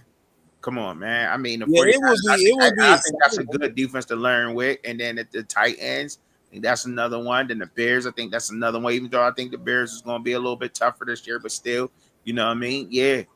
I still think they're the bottom of the division team, the Bears, but I don't think that they're going to be just a pushover. Like I said, I think they just going to be one of them teams that'll ruin your season, like how the Browns is going to be. Like, you know what I mean? Brown don't see they're going to F up some seasons. Like, you know, the Bills. I agree with you, Trucking, but look at it like this. That's saying if, let's just say, Dylan Gabriel have a better preseason than him, and they both ain't played no regular season games, but Kenny Pickett and Joe Flacco. I think if Dylan Gabriel had a better preseason than him, then these is all Dylan Gabriel's games. It could be. If Shedeur did, then that's Shedeur. But you can't skip the line. Shedeur gonna cook preseason. Shedeur gonna cook preseason. You know he is. I hope he do, bro. You know he is, that bro. You know Shedeur gonna cook in the preseason, dog. I want to see Shedeur Sanders and Cam Ward. You know he is. Like, I mean, that's why I said, like, I know he gonna cook their preseason, but that's why I'm like, I know it's gonna have to be at this point where the regular season games are going to mean more because, I mean, yeah, you got some guys out there trying to make the roster in the preseason, you know what I'm saying? But right now, yeah, around this time, you know, yeah, especially against the Bills, yeah, yeah. Oh, we ain't. Hey, he don't even got to beat. That's just what I'm saying. So say he did come in, like, I don't know, he come in the 49ers game, right? He comes in and starts the 49ers game, right? He could beat them. He could beat the Titans. He could beat the Bears. He can lose the last 3 games, right? He could lose the rest of the games, right? The Bills, the Steelers, and the Bengals. He can go 3-3, right? And against Caleb Williams, You think that Shedeur Sanders Could gonna beat. outplay Caleb Williams? I mean, he didn't do it in college. This the pros though. He can't do nothing about the Colorado defense. And then I ain't gonna lie, Caleb Williams, he known to check out late in the season. Yeah, but then you got Caleb Williams too, though. You gotta remember Caleb Williams he got Myles Garrett on his ass too. Yeah. You know what I'm saying? So that's what I'm saying. Like, but my thing is, I'm just saying, I'm just hypothetically speaking. If he even he go to him for let's 3-3, 2-4, 3-3 in his last 6 games. I think realistically he can beat the 49ers. I think the Titans might be hot this year and they beat the Browns, even if they come out terrible. I feel like Cam Ward gonna make it his business to make sure they beat the Browns if Shedeur starting. I'm gonna give Cam Ward that because right now he 1-0 against them. So okay, I'm taking Cam Ward with that one. And let's say they can beat the Chicago Bears. That makes them what, 2-1? It's gonna be hard with Ben Johnson being the head coach. It's gonna be hard, but you know that next game against the Bills, that's my team. They ain't winning. They ain't got no damn chance of beating. Okay, so they don't beat the Bills, and then we got the Steelers. I don't know. We probably won them. Well, I don't know. We've been splitting lately, but we'll see what happens. Because Josh Allen, they play him all season. They don't pull him out. Then they got the Bengals. So he could show good in these games against some formidable opponents, lose the game, but show good. As long as look, man, I don't know. I'm done. I'm done. You got him in Pittsburgh with your team. You got him coming in Pittsburgh, man. Ooh. Yeah, that's first. We going to Cleveland this late. Ooh. We in Cleveland this late this season. That's the pressure right there, man. I know y'all defense coming to play that game because right around that time, y'all got about 7 wins or y'all trying to get that 8th win. Y'all know y'all king of 8-8, so y'all ain't coming to play either, man. So we'll see. Shador might be running for his life again. We got y'all. I think. Do we got y'all too? We got y'all too. I think we got y'all too. Oh yeah. That's a loss. I think we got y'all. That's a loss for you. Nah, we ain't taking no L's in December. You want to bet? Yeah, nah, I ain't gonna do you like that. I ain't even gonna do you like that. Yeah, I ain't gonna do you like that. Law dog in the back. My fault. You got motivated, dedicated, and law. What up, y'all? What up? Y'all back? What's up? What up, man? My fault. I had y'all back. What's up with it? Shit, bro. I'm trying to see what y'all boy rapping about. What we looking at? I was looking at the schedule for the Browns. I think that first 5 or 6 games gonna be real important, bro. I be forgetting. Yeah, you right, Cam. I mean, I don't know. Myles Garrett, bro, he just sets everything off. He makes it so much easy. And I forgot, it's gonna be way easier for Mason Graham because I need him for the run stopping. That's what y'all need him there for. I need him to plug them holes. But no, I ain't forget about Denzel Ward. That's I just said y'all DBs. I just said that the 49ers game. That first 5 or 6 games for the Browns, bro. I mean, they got a tough schedule coming out the gate, bro. Out the gate. That's what I'm saying. That's what I'm saying. Bro, out the gate. That's what I'm saying. Nah, let him cook, bro. Let him marinate for a minute, bro. Let him marinate. You know what I'm saying? Let him marinate. You know what I'm saying? Get it together. Come in ready. Seeing how to, how that what works for that offense, what don't work for that offense. Take them notes. Come in around that 49ers game because I think they just style makes fights. They got something the 49ers just can't F with, yo. You know what I'm saying? And start cooking the 49ers game. And I honestly, with those the last 6 games that I think they can have. And I was saying that, hey, look, he don't have to win all those games and possibly show Stefanski what Stefanski wants to see out of him in those games. Yeah, I agree. 1 win against Chicago. Go scroll up a little bit, Truck. All right. I got you. 1 win against Chicago and the 49ers, I think they'll do it.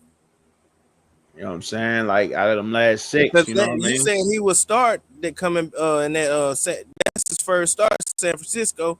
He win a game his first start and then come down there and have a close one with Cam Ward. Hell, they still, you know what I'm saying, can go in the next season with like, damn, you know what I'm saying? We might have our guy. Don't Yeah, the Bears got a new offensive coordinator? I think so. Don't quote me on that. I think so though. Yeah, I don't know, but I think Caleb gonna struggle out there in Chicago, man. Oh, they got Ben Johnson as a head coach.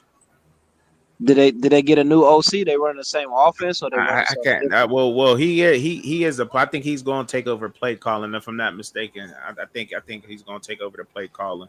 Yeah, and then and all these teams got a whole year film to watch on Caleb too. You know what I mean? Yeah, it's cold weather football now though. Late November. Oh yeah, there's snow on the ground. That plays a factor. We're gonna know about you during the preseason, brothers. Just 2 weeks from now, we'll know. Okay, yeah, that's when we're gonna know. The preseason is when he gonna cook. Like he gotta cook. Then I'm just saying, like he got to do something, bro. He got to do something spectacular. I was just showing that studio just as this is why I would like to see him later in the season versus early. You know what I'm saying? Because that's why. But yeah, that's the beginning. And I was saying that earlier, Trucking, man. He gotta have some wild plays in the preseason. You know what I'm saying? Yeah. No, not necessarily. Just show me that he ain't flustered. He can, you know what I'm saying, see this field, and he can get, he ain't got to do nothing wild. As long as he show me he can be a serviceable quarterback. If he don't make no wild plays, he gonna stay at 4th string.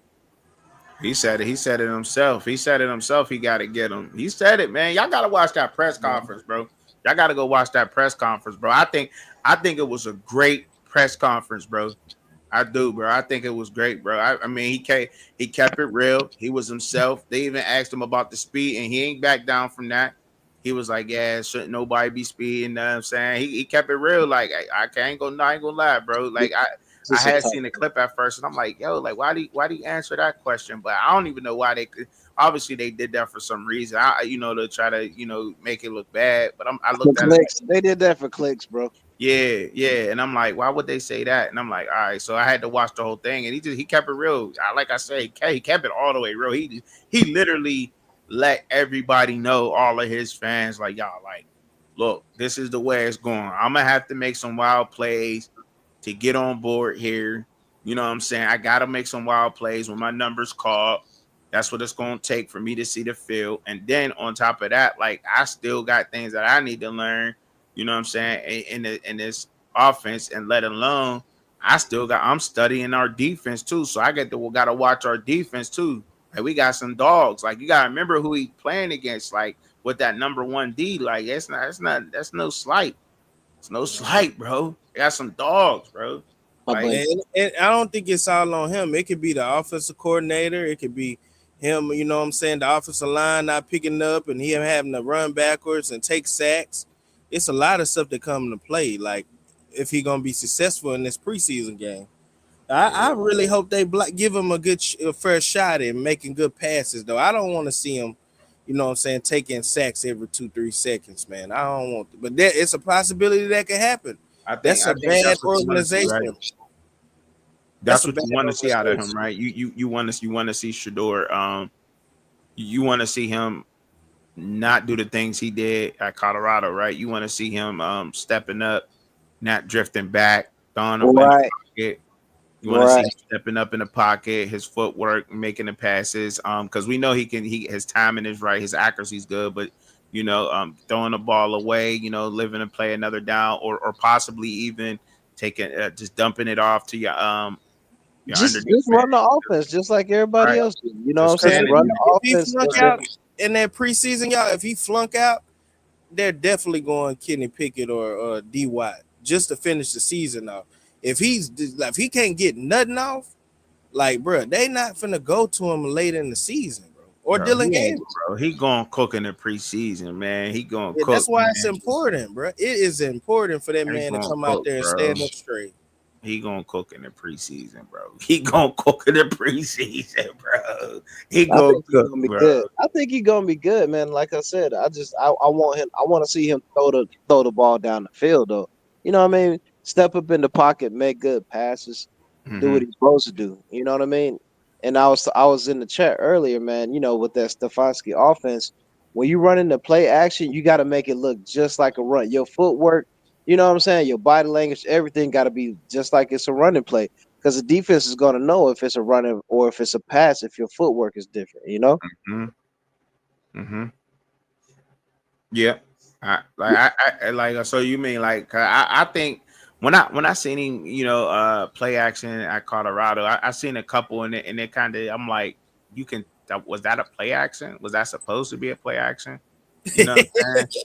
No, I ain't trying to be funny. I'm being surreal for real. Like if you watch some of them, like it's like either the running back didn't know or he was just quick faking it, like or whatever. I don't know what it was supposed to be, and I'm like, and I'm Trucking, if you can't tell, what does it tell you, bro? it's some things that he got to work on, but there's a lot, you know what I'm saying? There's that, and that's he said that though, bro. Like he said it though. He said it. That's why I'm recommending everybody right now to go and watch the 15-minute, the full press conference of him at a mini camp or whatever, and watching it because he kept it 1,000. He kept it all the way. He did. He did. He didn't leave nothing out. He didn't leave nothing out. He answered all the questions, even questions that some people may say, well, why did he even answer those questions? You know what I mean? And yeah, he answered some about Shiloh, whatever. You know what I mean? Everything. He answered everything, and I mean, and he kept it a buck. So he let everybody know. And my whole thing of this was just to see, where people's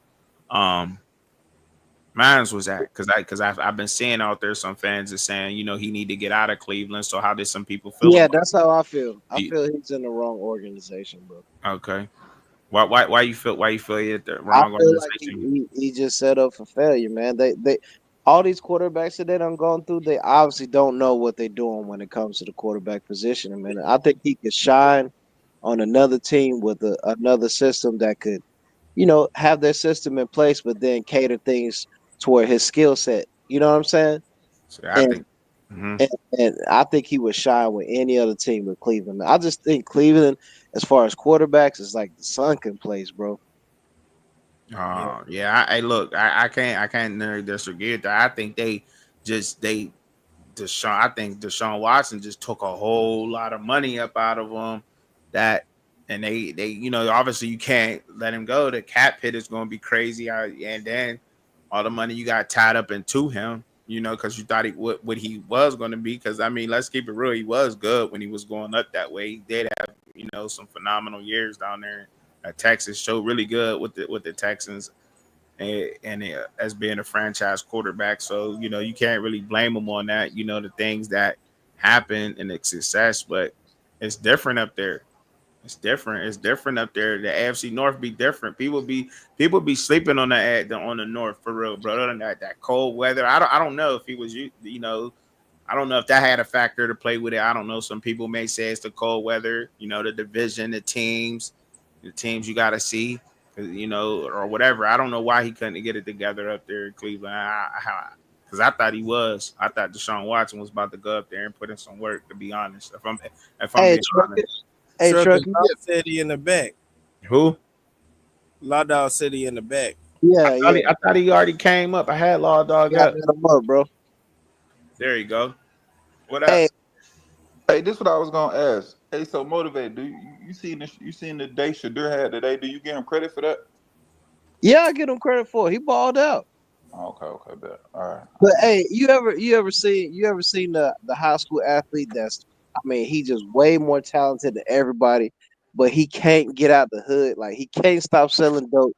He can't get off the corner. He got to do what he got to do to feed his family, and he just don't make it because of Mm-hmm. his environment. You know what I'm saying? Mm-hmm. That's what I feel like Shedeur is in, man. He in the wrong environment, bro. I'm saying, but shit, he gotta. I mean, you gotta play the hand you dealt. Mm-hmm. Yeah, I understand that too, but I'm saying I think his story will be different if he leaves Cleveland, bro. I think this Completely. is the story. This is the greatest story that could ever be told. Nigga, if you turn around Cleveland, you that nigga.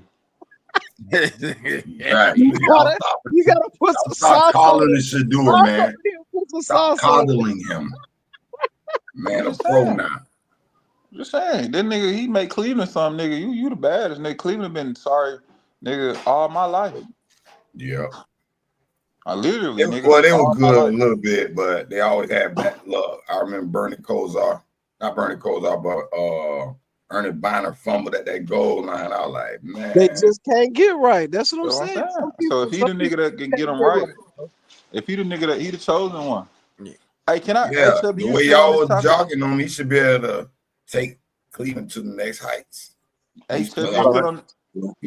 Not to cut nobody out. Chubby, you still on this topic pretty heavy? Cause I got a question to the panel. What's up? Nah, go ahead. They said that boy Prime having a press conference with his medical team. Y'all think he about to turn it in?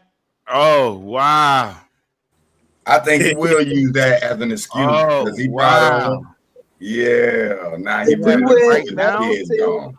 Right He's now? probably Monday. gonna have to take a couple games off. Oh, wow. Prime about to, oh, man. He with his medical team. Yeah, he's probably gonna. He's not gonna be available for like maybe two Y'all or boys three games. I ain't gonna lie, I love y'all, boy. That's crazy. Why you do him like that, Lana? I What thought Law he was Dog already say? knew. I thought he knew already. That's why. What Law Dog say?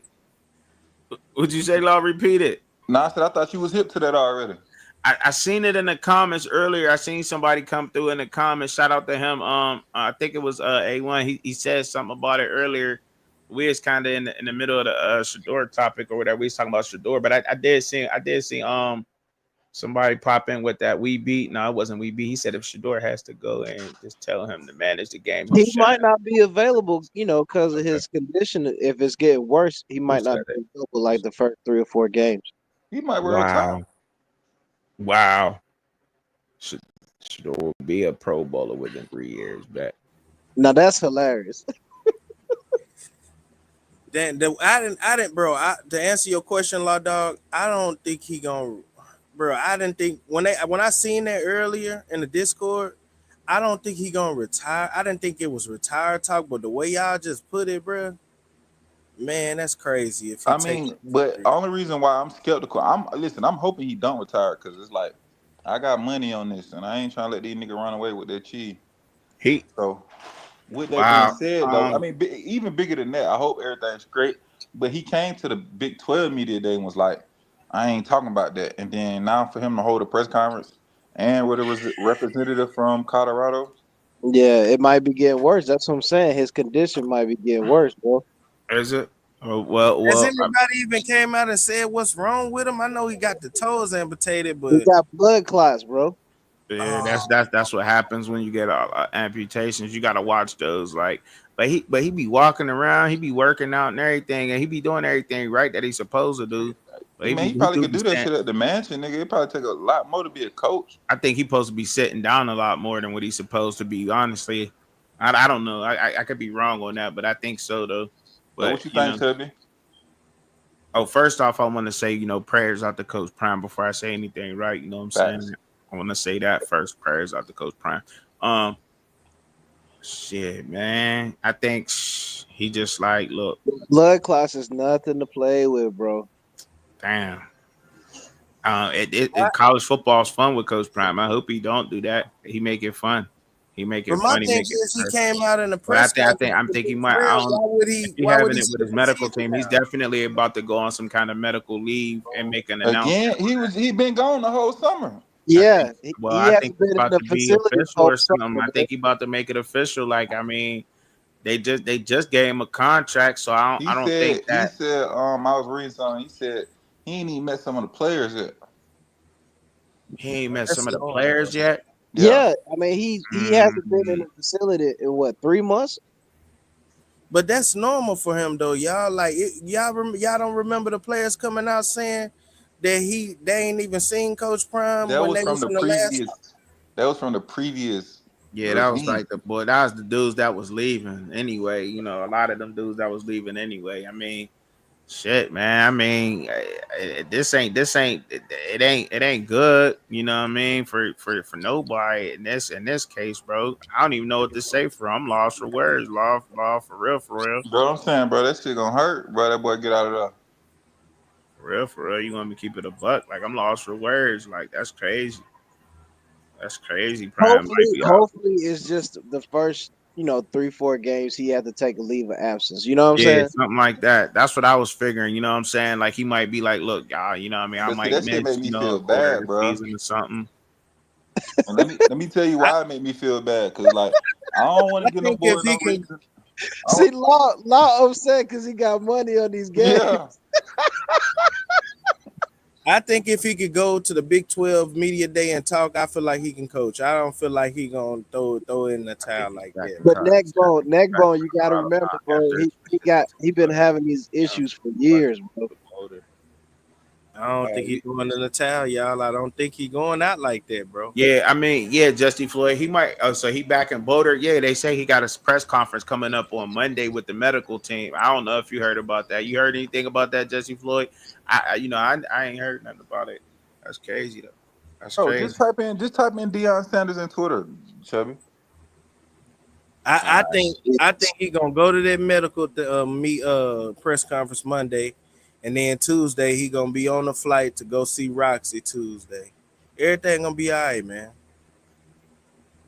I I don't mean, know. if he, What's the point of the press conference then? yeah, like with the medical team, bro.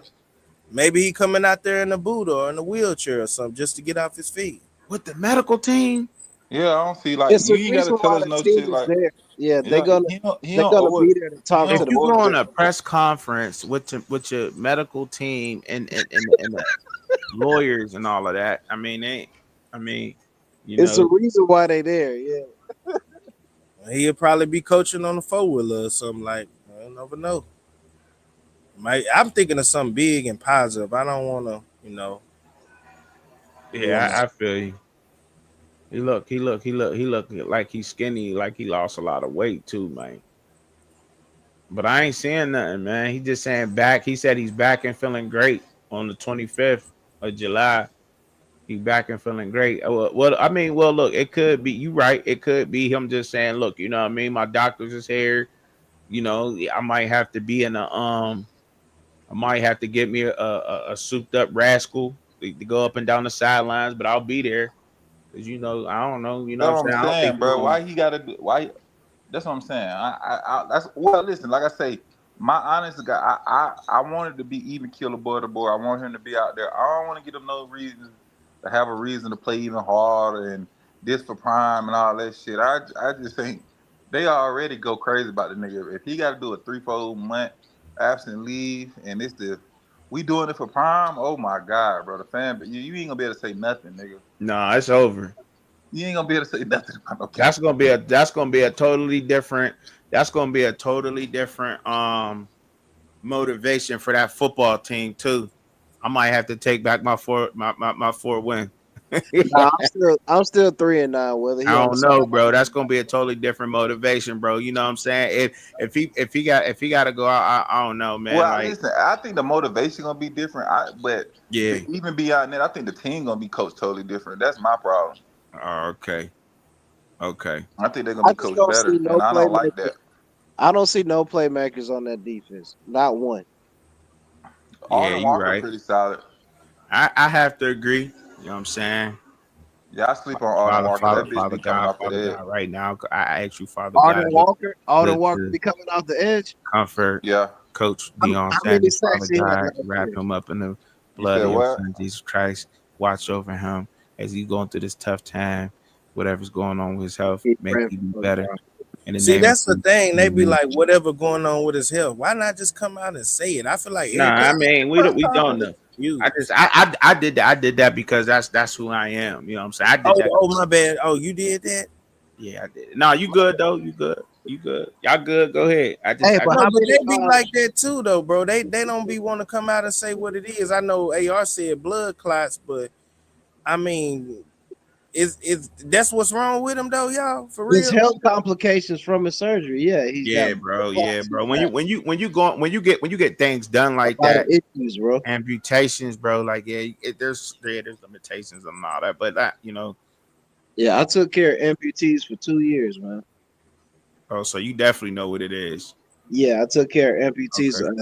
at the Naval Hospital in Maryland for 2 years, man. Guys, double lamps, triple lamps, traumatic brain injuries, all that. Okay. All right. I'm far So, back. a lot of health complications that come with people who get amputee, who are amputees, man. Word. He had Word. not the to answer your question. He had 4.5 last year. Arden Walker had 4.5. Yeah, Okay, but I was watching some shit. They said his ran rate was like top. They say Arden Walker was ranked 21 among all edge defenders in college football. okay, Pass rush win rate. all right. We're gonna find out in a few weeks. No, Big I'm saying Otis, that this Big what he did Otis gonna last year. That bitch was good, dance bro. this year. I get credit where credit due, bro. Nigga got to show me. Yeah, we're gonna find out. I mean, that to me, that Tech game and that Delaware game, the first 2 games, we're gonna know what type of medal they got. You know what I'm If saying? that nigga motherfucking retired, bro, that shit gonna be crazy. Man. If he retired, these people gonna go crazy on YouTube. I'm not even Nah, gonna get that ain't him. gonna happen. 2 players to watch, y'all, for the offense this year: Draylon Miller and Omarion Miller. I mean, I think that's a given, nigga. So tell me something surprising. Are Oh they no, gonna run the ball, bro? ain't no telling what the It's a surprise question. was. You said, are they gonna run the They ball? gonna have to, That's bro. a question. Yeah. Like I said, they O line way bigger, bro. They should they listen like I said, I don't know what Pat Shermer gonna do, bro. So I can't say what they gonna do. That's what I'm saying, man. It's And They awesome. then running that's the what Pat Schumer that's offense what I'm for saying. And sure. then you got Prime like a X factor too. If he calling the shots, ain't no telling what. Fuck running. I don't want to run it, baby. I want to let it fly in the sky. Well, they done already told Saucer. They done already told Saucer you the man. You know what I'm saying? So Y'all funny. Y'all and then You know hilarious. what would be crazy, y'all?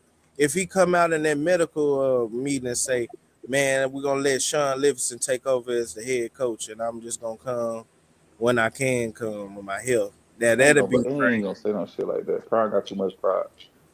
Yeah, He'll just get out I the don't way for I he doubt talking it. about he gonna come when he can. I doubt it. Somebody got to take over the team, though, I Law hope Dog. they give it to Coach Hart.